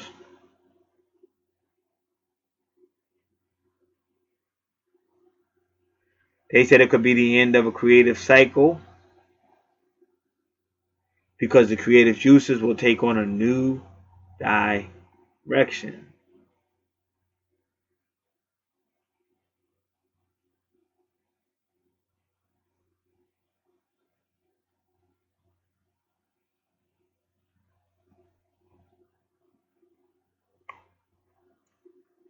So they say it might be some type of marriage or marriage proposal, but it's going to be karmic and even happy since this is a fortunate degree. But infertility, not being able to have children or having too many children, can also plague the degree.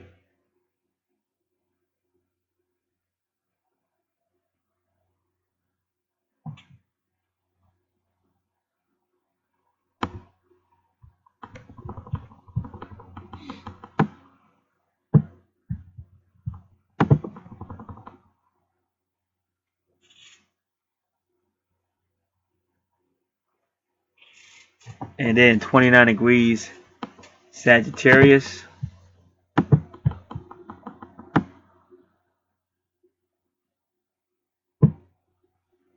Again, it's going to be something impactful with your belief system, with this person's belief system. Because Sagittarius pretty much is belief system. But it could also be educational system because the 9th house is like higher education.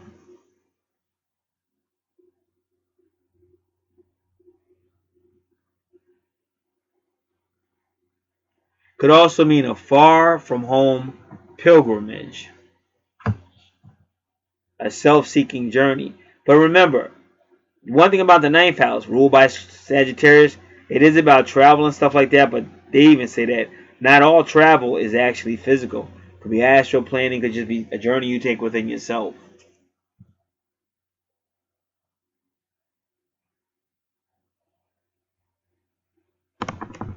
And because it is Venus,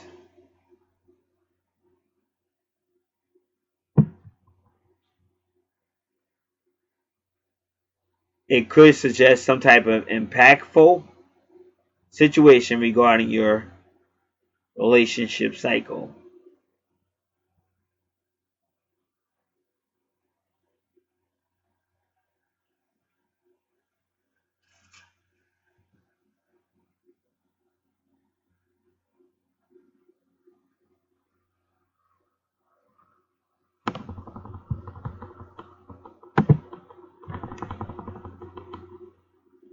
So that 29 degrees will probably uh,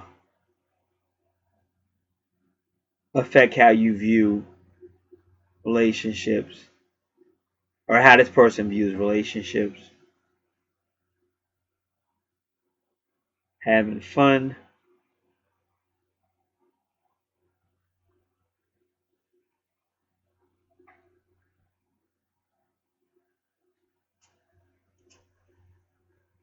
All right, now takes you right into the home again. And once again, as you can see, just like her chart, there is a home, business, and finances connection.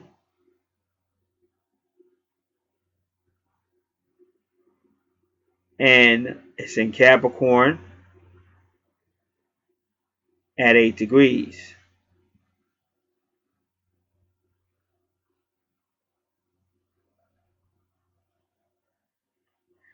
Again, 8 degrees could be the Strength card, Leo energy. It could be the Justice card, Libra energy. It could also be the number 8, meaning like Scorpio, the 8th house energy.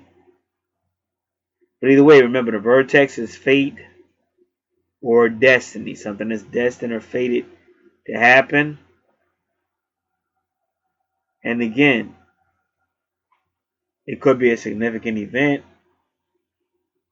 a significant breakup, or making up, or a significant coming together.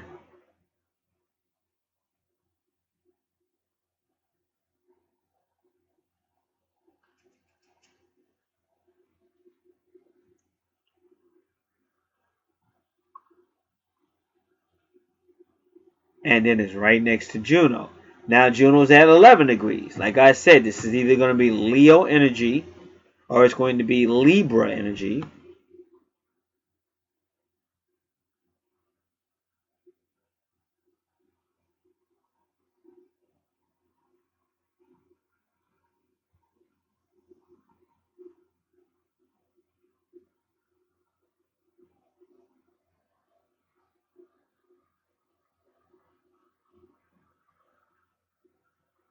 And then just like yours, you have the whole Neptune, Uranus,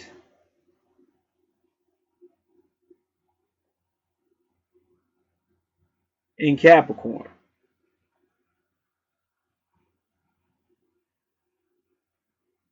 So both your businesses will take on that transformation that I said when I explained Neptune, I explained Uranus.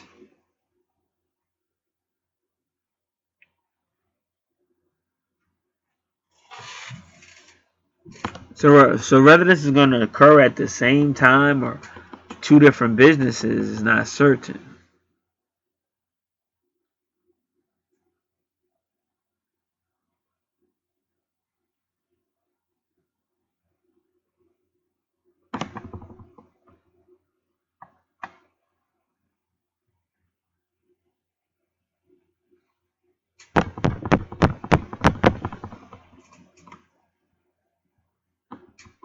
So now in the seventh house, now he's going to really want his freedom. Uh, Aquarius does not want to go too deep. And if anything comes their way that seems like it's trying to pull him into like a deeper understanding or a real, really study or, I really want to spend real time with you and, really have a real conversation, they may not necessarily like that. And the moon in Aquarius, so he's going to be, definitely he's going to worry about other people and social issues. And like I said, I got a friend who's in Aquarius and he's like that.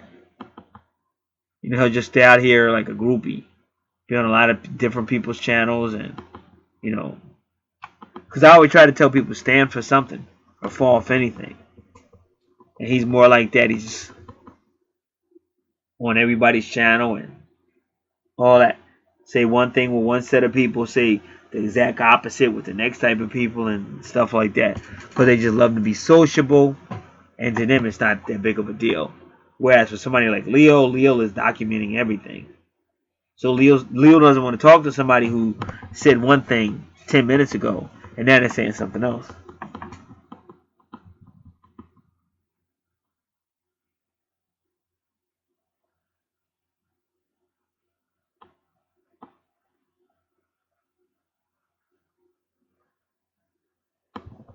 So that's going on in. So his 7th house and his 11th house will be connected. And as you can see, he's got Cancer in his 11th house. So that's a person who's, this is friends, association, groups, the community. But as you can see, he's connecting that. This chart is connecting that with his family, his friends, ancestors, teenage to adult education. But he's got all that going on in his 11th house of friends, association, groups, organizations, and charity. He's got all that going on instead of the real family situation. But you can see the moon is there. So that's pretty much probably the mother. And again, it's 7 degrees.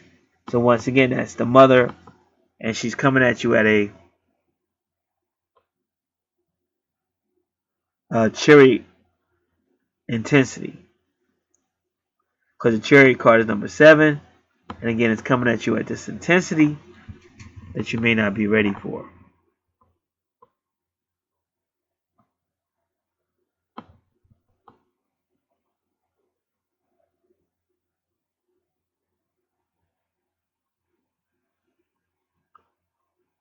And now, when you get to his 8th house, Pisces is there. So you know he's got that psychic ability.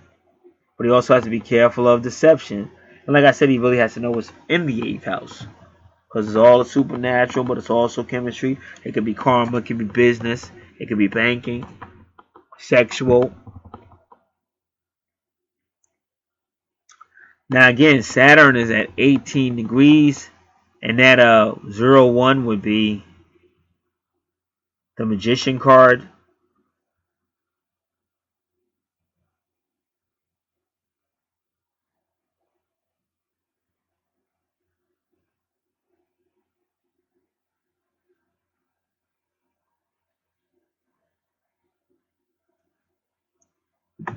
So remember, Saturn represents karma. Saturn could also represent time delays.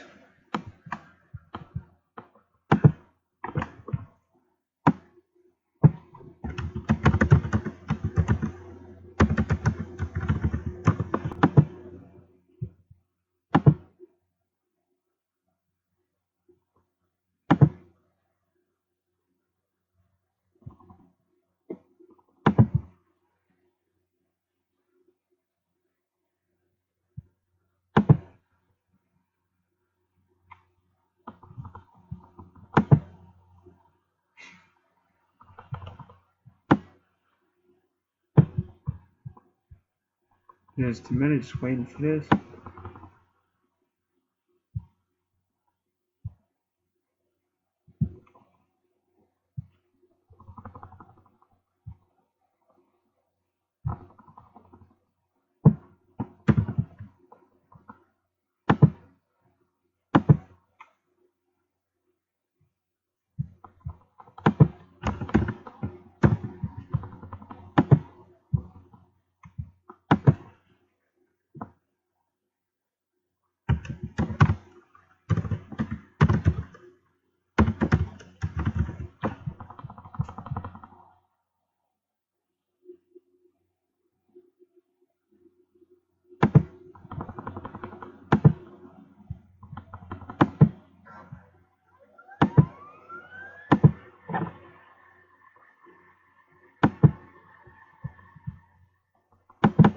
All right.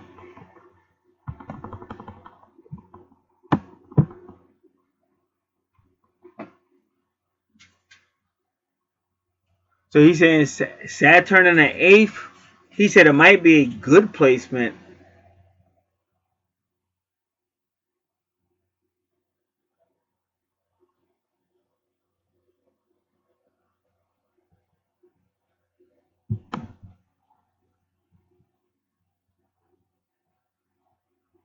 So they say because it's high in the heavens, in the 8th house, it might be better than when it's nearer or beneath the horizon.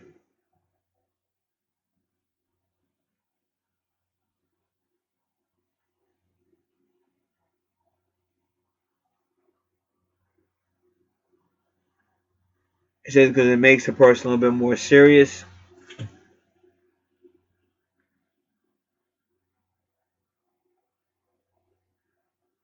So he says Saturn in the 8th house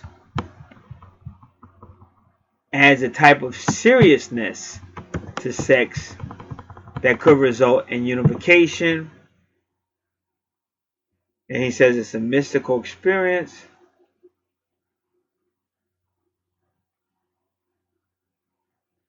between two souls.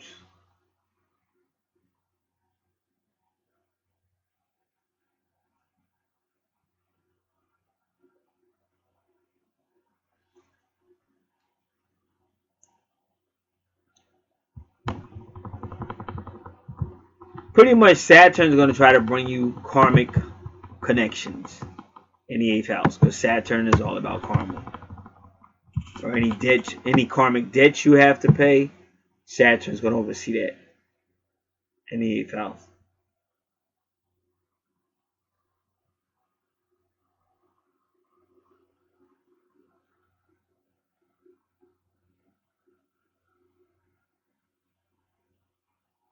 And depending on what's going on with you in the universe, Saturn can even block any 8th house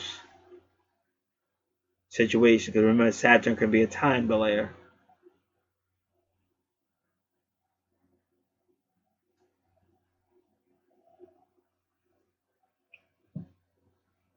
And again, it still depends on who we're talking about. Because Saturn may try to bring a stable relationship. But that may not always be the case. Because whatever house Saturn is in, it's usually trying to make you submit to that house.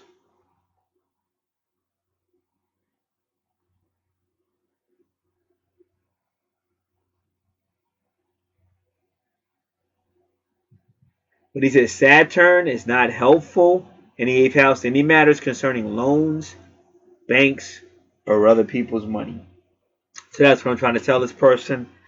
So this person may have a problem in these areas that I just said, but remember, it's anything that's in the 8th house, and it could still be sexual. But I told you, that goes back to what I said.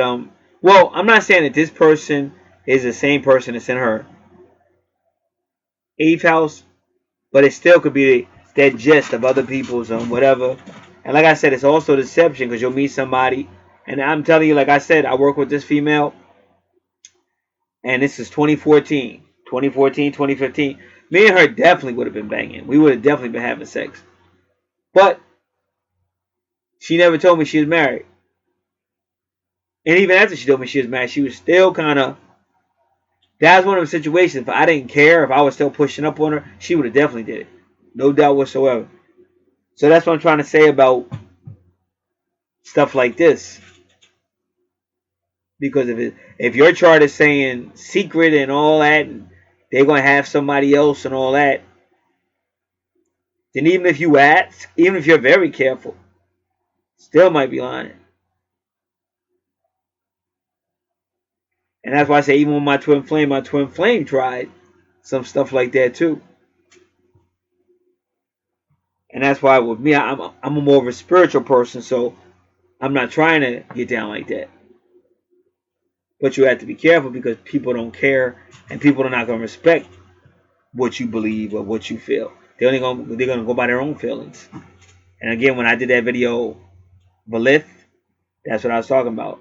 It's just an energy. It's an energy to send people that they could care less about you. But if they can attack you some type of way, tempt you some type of way, set you up some type of way, or put you on a course that's anti what you believe and self-destructive, even in a long-term judgmental way, they could care less.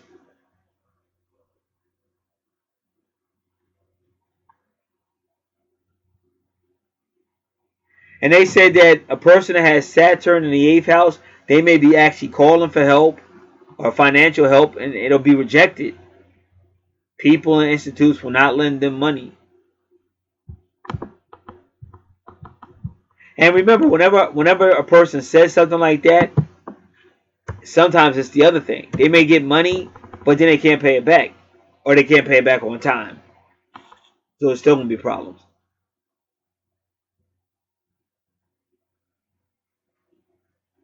So they said this person may have been raised without their parents giving them pocket money, and they don't have a sense of owning money or using money.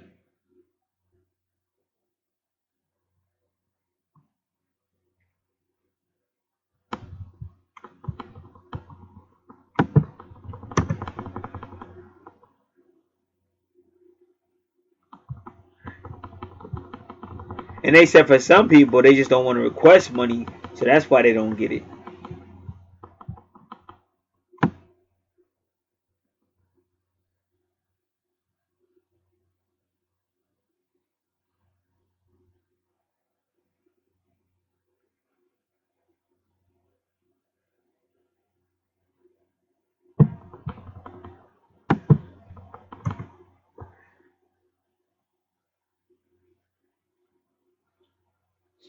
And he said also this person might be coming from a legacy, like a bloodline, a family line, that consists of debts owing. And they said also if he has to get any type of paperwork, he's going to lose a lot of money. They have to pay for the paperwork and the processing and all that.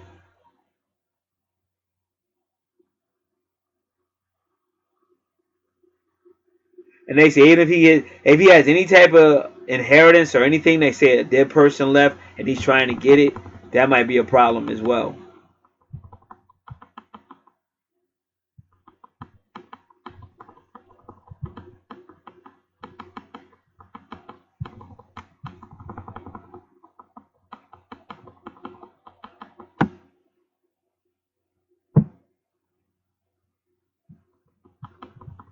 They said Saturn in the eighth house could bring a very poor marriage partner whose presence in a native's life will be a financial burden.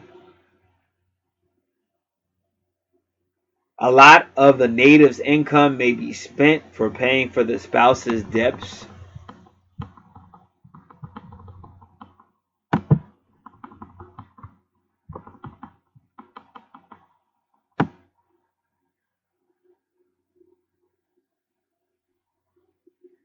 Now he's saying a well aspected Saturn in the eighth house is a perfect natal aspect for persons who work in banks. They are very thorough in their calculations and keep everything organized. The bank or whatever institute they're working for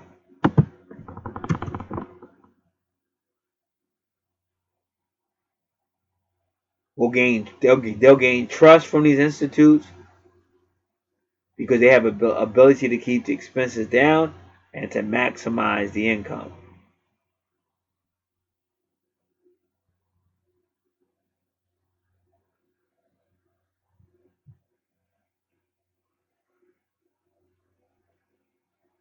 They have a rather light tight grip.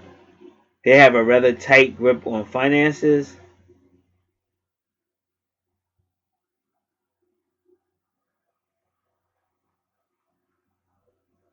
And they can be employed in offices that deny financial aid to people.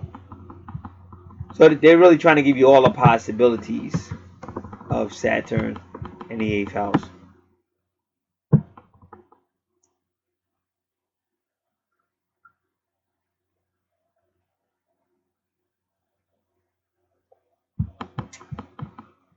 So it said that Saturn can project through them, that they become disliked by people when they do the dirty jobs of a bank.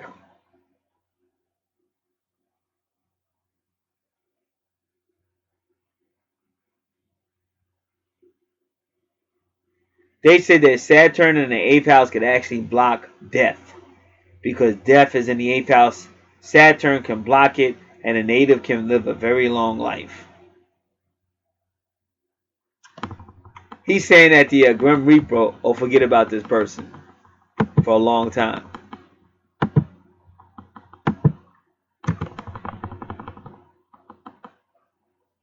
They said this type of person will die in their old age from natural causes.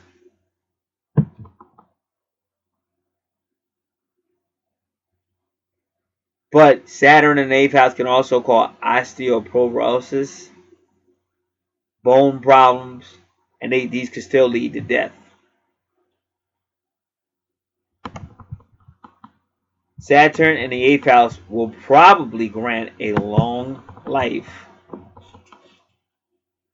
but the individual will have to withstand a lot of deaths from other people, and that could be even more anxiety causing to them.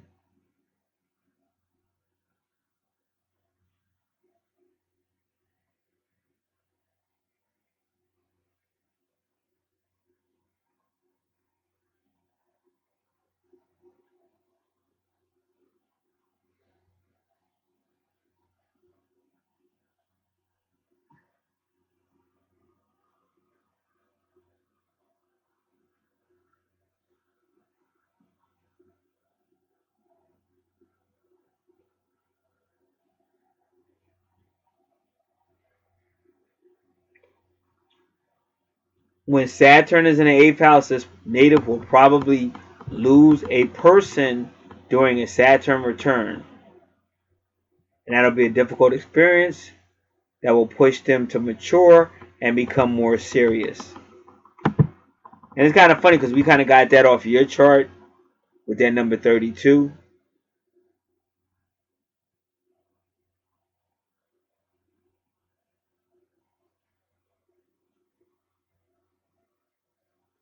Because you may have some type of business relationship with this person.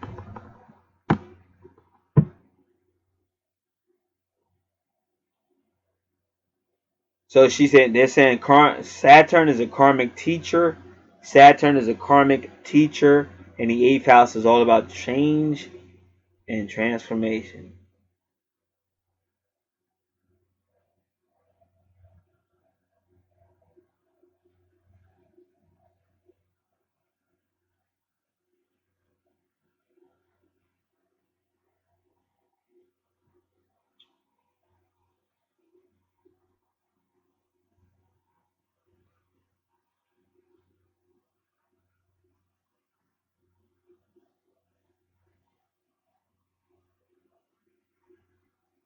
So they say anybody with Saturn in the 8th house, they're going to have to learn how to let go, whether it's belonging, beloved people, or any situation that ends. But they'll also have a lot of rebirth in the 8th house. And this is going to force them to become wiser, more experienced.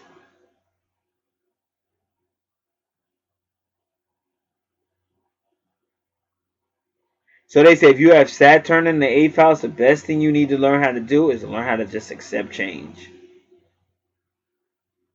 Be more open to surrender.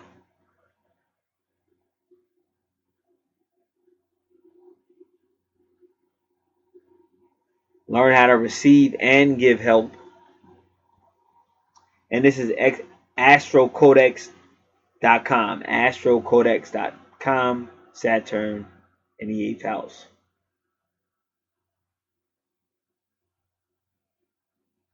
Learn how to cherish delays and use them to your advantage.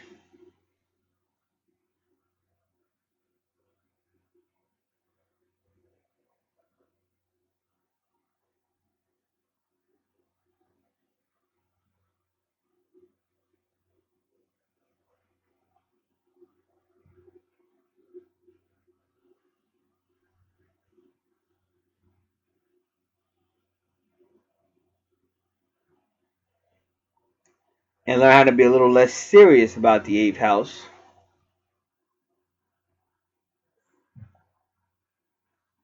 And use your smile and anything connected with them. Because like I said, what happened, like I said, what I'm going through right now, make a long story short, it was a big major problem with individuals.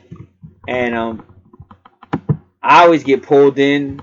Like in this family, I'm like the problem solver and everything. And for me, like I just don't like phony shit. So I'm not smiling on nobody's face and all that.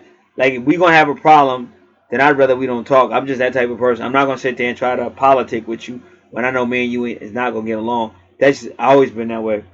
So if I know you're gonna be a problem at some point or whatever the case gonna be, then I'd rather not talk. To be honest with you, I'd rather just get down to the battle. So that's just how I am. So this situation went on for a long time. I know how the devil work. I done seen this stuff over and over again. So I noticed every time I pull up at a certain, this is early in the morning. Every time I pull up at the exact moment I'm pulling up, this other person pulling up. So I already know what the devil trying to do. So I'm already like that. I already go into my like whatever anti mode mood because I already know what it's gonna be. It might take a minute before it happens, but I already know. Just like I just told you just the other day. The spot was empty all day long. The moment I pull up and I gotta get ready to go to that spot, rake, somebody gonna pull up and just be there. Right in the same spot I gotta go. So I already know that person's sent. It's not no coincidence that person is sent. Whether they know it or not, but they're still sent. So that's how this person was. So it took a minute, but he finally did. And he tried to revoke something that we've already fought, we've already won, and it is what it is. If you knew how to do your job correctly, there would have been no need for it. So now I'm back at war again over some stuff we done already beat and won, and we got to go back over this whole process again. But that's only because that guy was a hole. Because if he had just did his job, it'd be no problem. But his problem, he's trying to worry about me. You can't worry about me. That's like just to give you an illustration. That's like you work at a certain location. Now your job is customer service or whatever. So you may not like this, you may not like that or whatever. But at the end of the day, your job is customer service. So you really don't have a whole lot to say. You may think you do, and I know a lot of, especially like I'm out here in Jersey, and they're really out of pocket over here. But they really think they gotta. No, you really don't have a lot to say. The customer has more to say. The customer. That's why it's in business for the customer. Now, if the customer was an a-hole, that's not what I'm talking about. But this is just a situation where a person might not want to. I don't want to do it that way. So they think they could just stop that. Wait a minute. You can't just stop that. That's why the customer comes in your spot. You can't just stop that. Like a long time ago, if I went to a bar, I wanted 2 beers up front because I didn't like waiting. It was usually crowded or whatever, so I was like, just hit me up with 2 bars and a beer in the beginning, and I'm good. So to me, it made a lot of sense. And most people oblige, but there would be some people be like, nah, we ain't serving you 2 beers at once. You got to wait. I'll be like, nah, I ain't gonna be up in here when I'll go to another bar and shit. So you lose business by being an a-hole. And I'm not saying that was a good thing to do or not, but that's what I was doing at that time.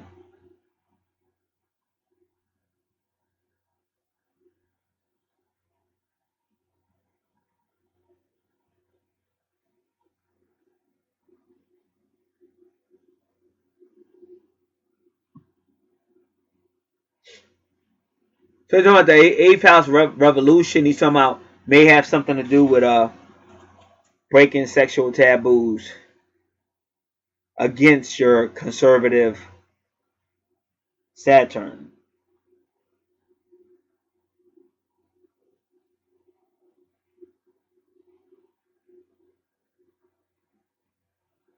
He says each planet will have a different effect on you depending which house and sign they reside in.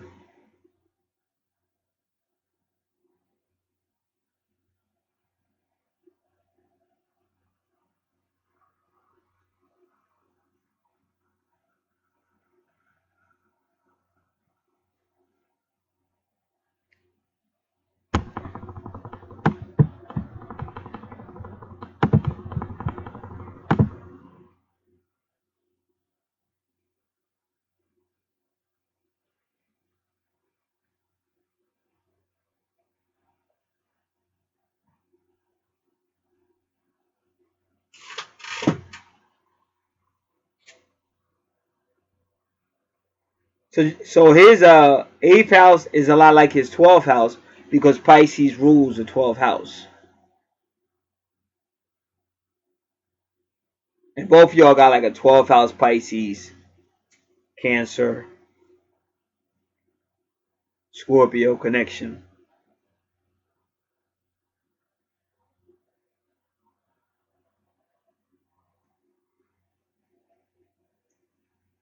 Okay, Aries in your ninth house again.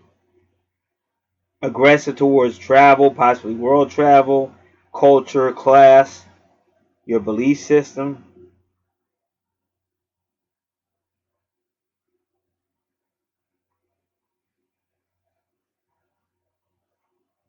Philosophy, religion, higher self, a long distance, class, culture, higher laws, higher courts.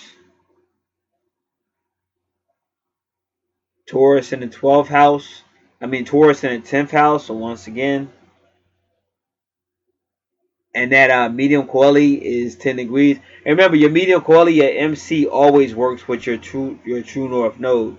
So once again, when you see your true north node, the chart on the left looks like it's in the 7th house, which is Capricorn, and then you see your medium quality. So once again, you keep seeing that this person, the chart on the left, is going to have some type of connection, a home type of business.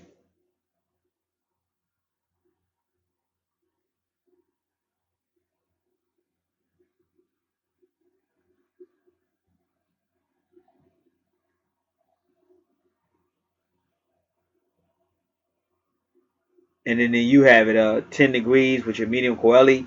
And again, that is the wheel card, which is Jupiter energy. So it's definitely money there.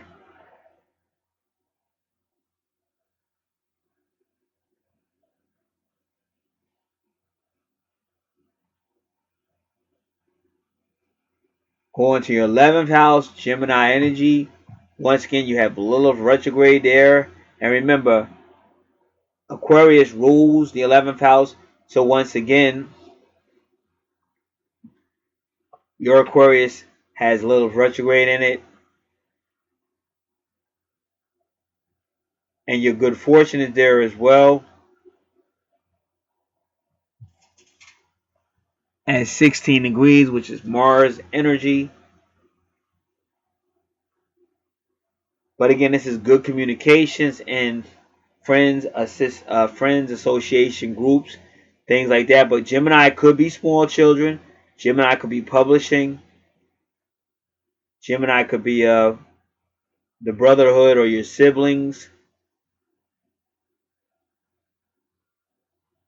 Short distance travel. Sometimes Gemini could just mean people that are not as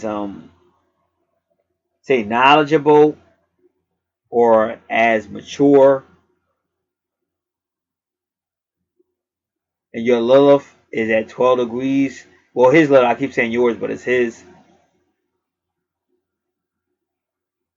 Once again, 12 degrees is going to take you to the 12th house.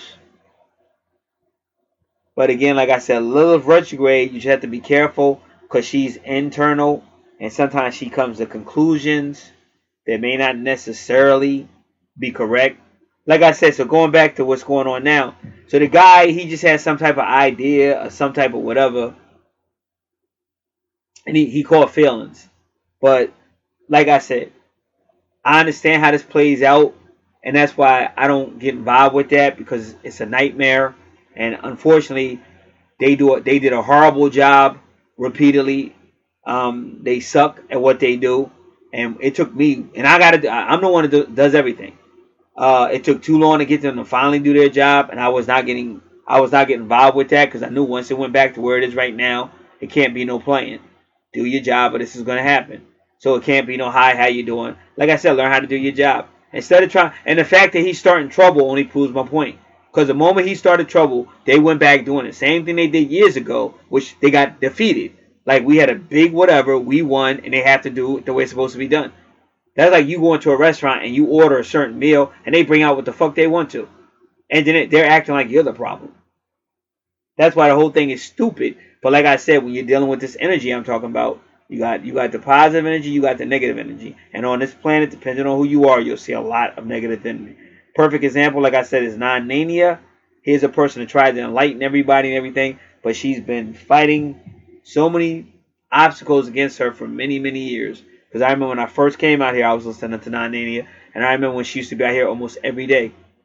Now you barely hear from her, and when you do hear from her, it's like a quick, less than 15-minute video. because she's always moving and she's always going through some shit. So that's what I call negative energy attacking her.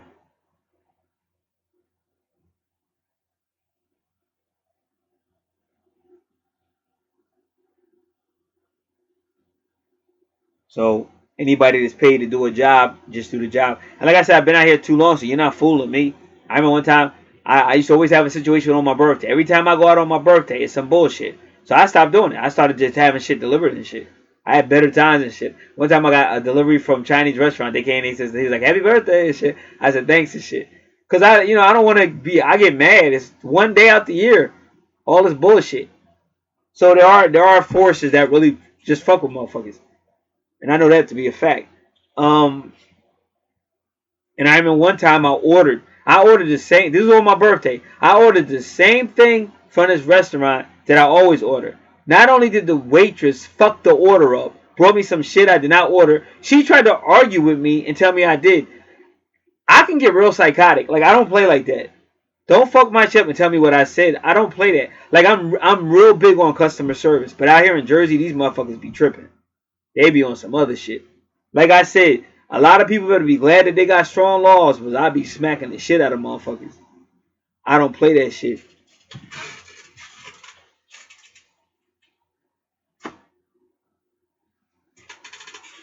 I hate when people talk to me like I'm stupid when I know what I said. You gonna sit there and tell me what I said? And I order the same thing every time I come up in here? And then, like I said, you'll ask for the manager, and he come with a rude attitude and shit. Like them people, they heavy because they got the law behind them. I guarantee they wouldn't be acting like that if they had the law behind them. They wouldn't be talking like that tough guy talk. But that's why I just stay out of them places. I learned a long time ago. But all that's planned. It ain't no coincidence, accident. So here you have it, 11th house. So you just got to be careful of Lilith, because like I said, Lilith can come to conclusions thinking she's been slighted or disrespected, and that might not be the case. And also, Gemini could imply a more immature personality. And then remember, Lilith is known for um, in mythology for killing young ones or attacking young ones. So where I think your house, same thing, because I think Lilith is also in your third house, and Lilith is in his Gemini, and Gemini rules the third house. And when you see like Libra and all that, that could also be legal matters as well regarding things like that.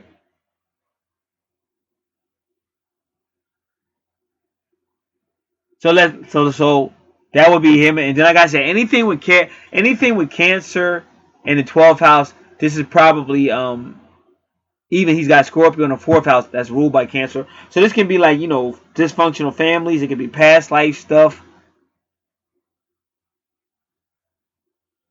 And in some cases, it can even be like because the 12th house is a spiritual house, but it could also be like, some people have their family in a religious setting or stuff like that. But a lot of the people in that religion or in that church are family or relatives, bloodlines and stuff like that. So that might be that what that's going on too. It could be hidden stuff, dysfunctional stuff.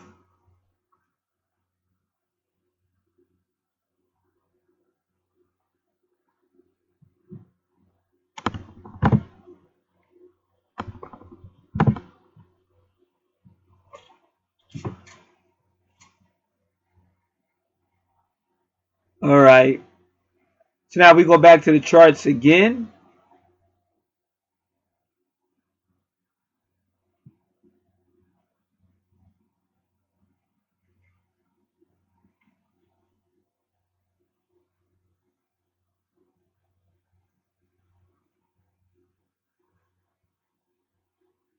So as you can see, first chart, both of y'all have a Mars and Sagittarius connection.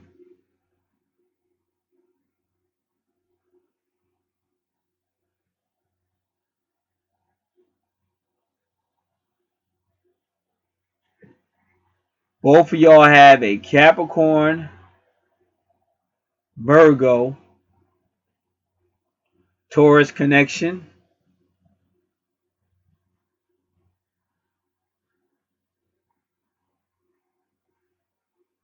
Both of y'all have a Lilith retrograde Gemini connection.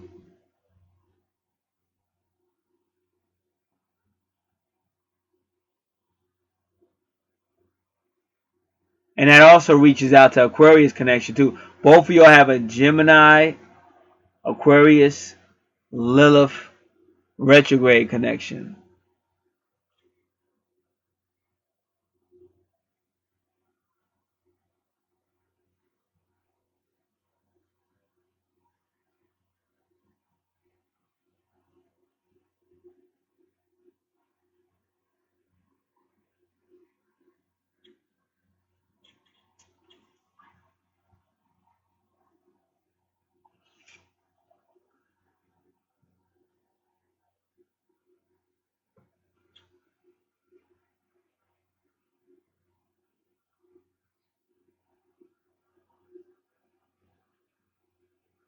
Your Juno,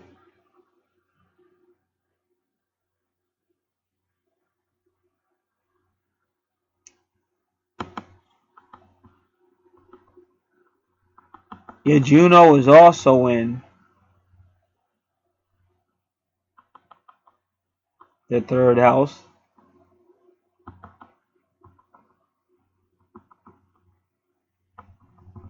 So that means you find yourself either in a serious relationship with either an Aquarius or a Juno, Aquarius or a Gemini.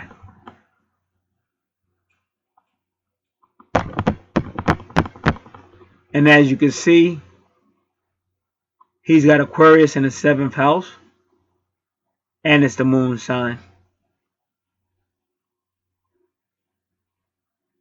And his Gemini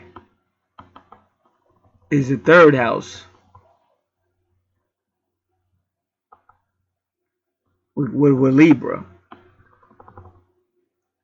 And your Juno is in the 3rd house.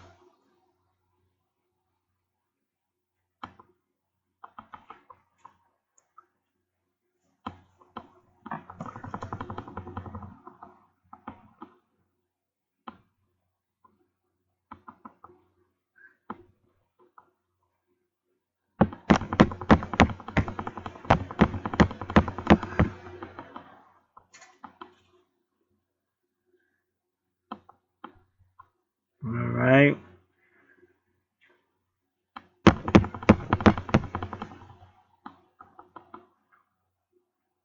Your 7th house ruled by Libra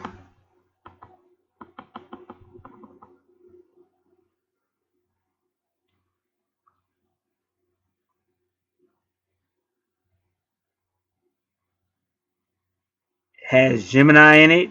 You go to his 3rd house ruled by Gemini, has Libra in it with the true north node.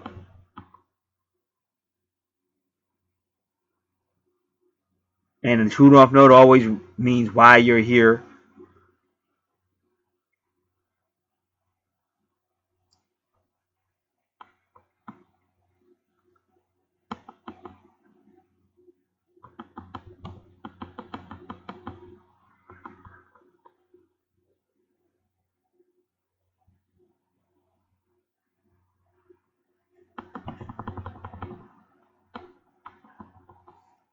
Chart over here to the left, Scorpio, Pisces, and Scorpio.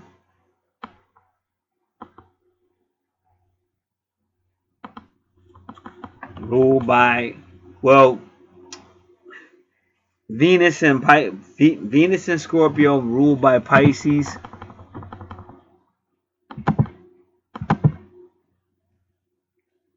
If we go to your 8th house ruled by Scorpio, there's Pisces right there.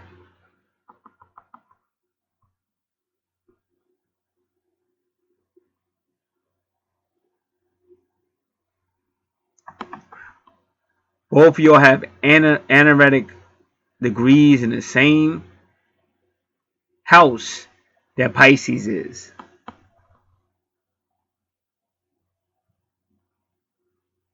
And that's the indication you always share that event one way or another. Whether it's the same event or other events, but you will probably share that event.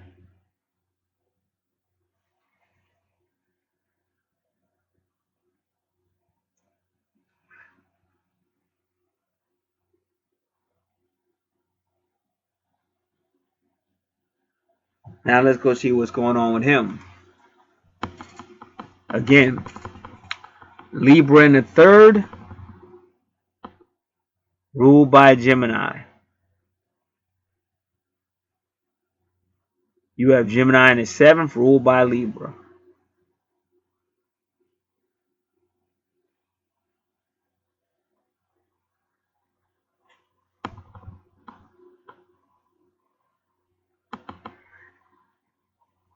Venus in the 1, 2, 3, 4, 5. Venus in the fifth, or some type of love connection to either Leo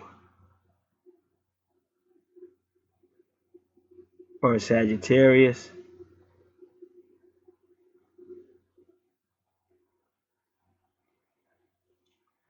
And what's unique is the Venus is conjunct Mars, and then you see on your chart to the left Aries in the fifth house, which is ruled by Leo, and Mars rules Aries, so you still see the energy.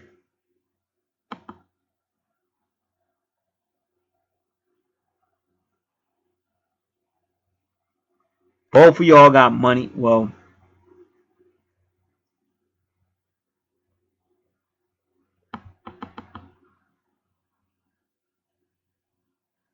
I was putting your ninth house in the 10th.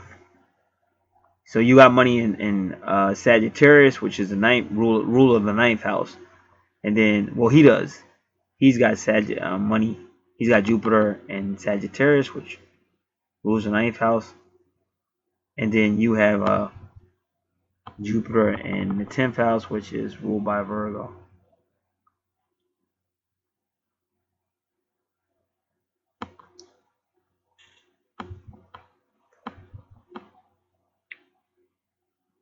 So we get into his house. He's got the vertex in Capricorn.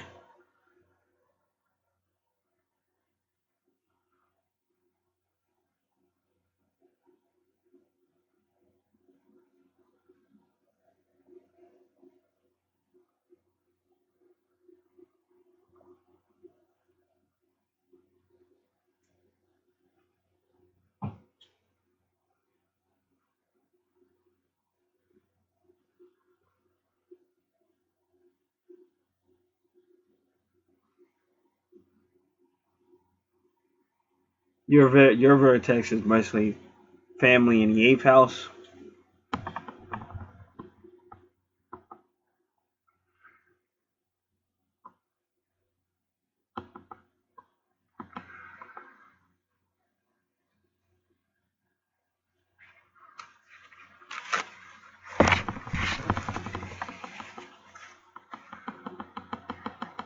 His Capricorn is in his sixth house, which is Virgo energy, and your Virgo is in the 10th house, which is ruled by Capricorn. And that's also where his Juno is. Serious relationship. Your Juno is conjunct Saturn, which rules Capricorn.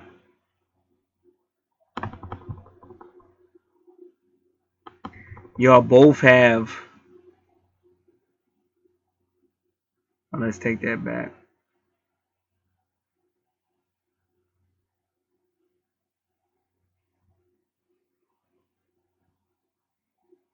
Yeah, y'all both have Neptune and Uranus in Capricorn.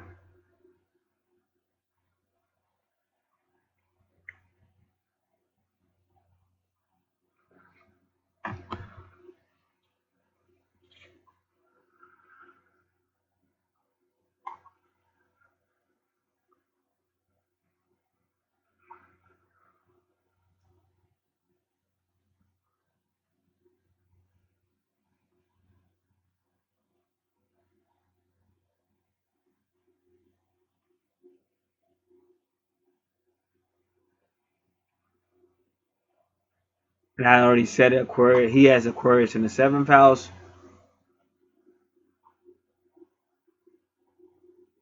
You have Aquarius in the 3rd house.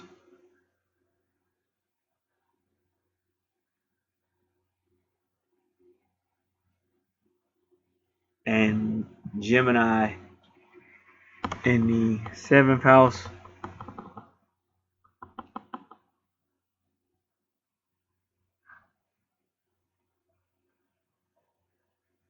But it's still a 7th house. You have Aquarius in the 3rd house, Gemini in the 7th house. So they're both connected.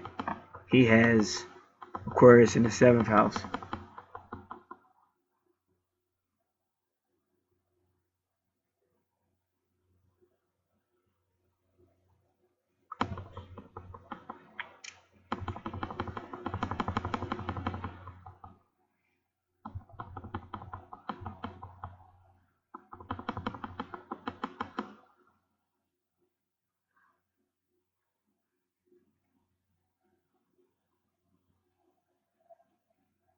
You have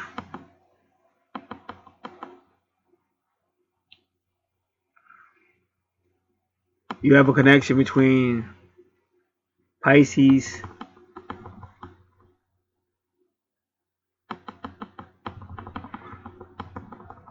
Cancer, and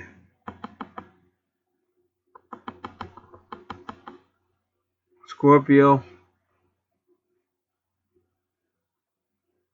and so does he. Because that's all going to be a 8th house, 12th house, and 4th house connection, and he has the same thing. Now, this is definitely a soul mate, soul family connection.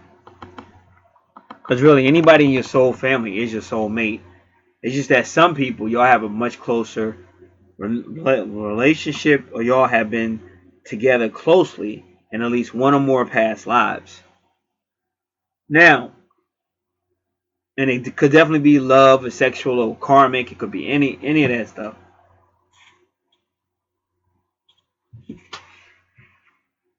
Now,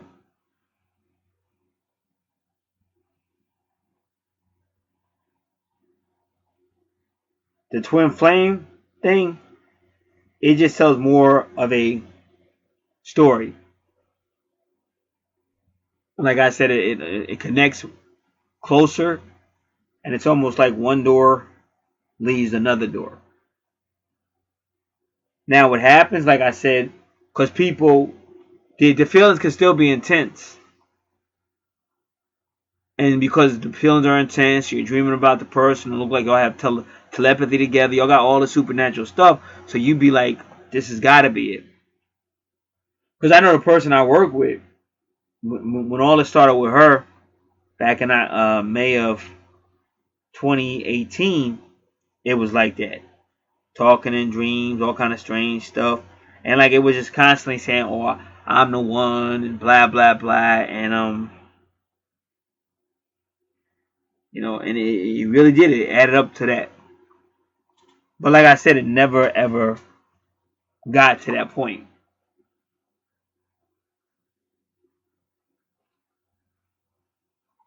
And it wasn't until probably past a year later that she and I actually began to even talk to each other. And it goes from one extreme to another. But like I said, the bottom line is that's why I said I use this stuff as a guide. Now there's a person out here named Veronica, and she does. I'm gonna give you the name of her website, but she also cautions about you got to be careful because, like I said, most people are gonna just go with their emotions, and then what that is sex, and then reality is gonna hit at some point.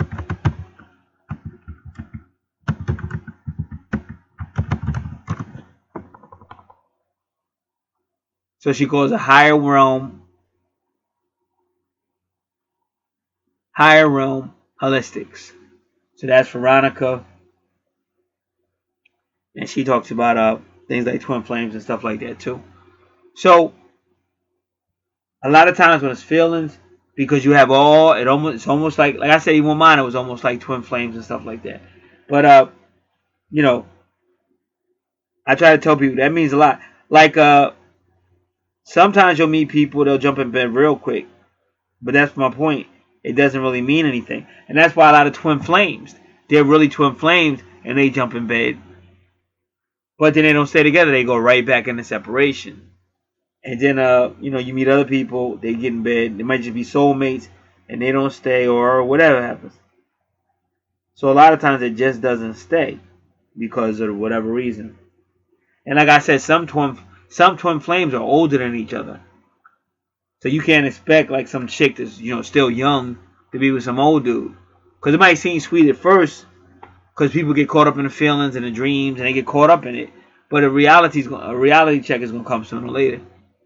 So if a person is looking for something more long term or whatever, they might not be involved with no quick sex and no stuff like that. So those are the real deals of it. And like I said, some people still just go with their feelings no matter what. But if you are caught up in a situation, or if there is a third party or more, then you have to carry all that. And again, what I said, these people are doing bubblegum astrology. They don't realize how powerful karma is.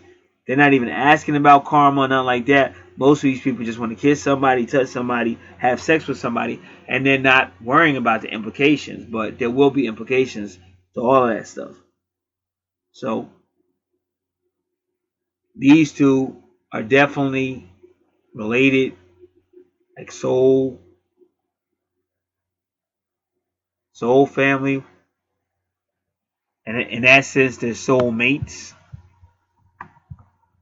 And we did discuss what type of connection they may or may not have. And I'll say it again. It just depends. Like if you're let's just say you're an older guy and your soulmate is younger. So they might be inexperienced, they really don't know. And like I said, one thing I learned about planet Earth, people have sex at the drop of a dime. Like literally. Literally. And you may think that's how it was when you were in high school or in college. But no, it's still like that now.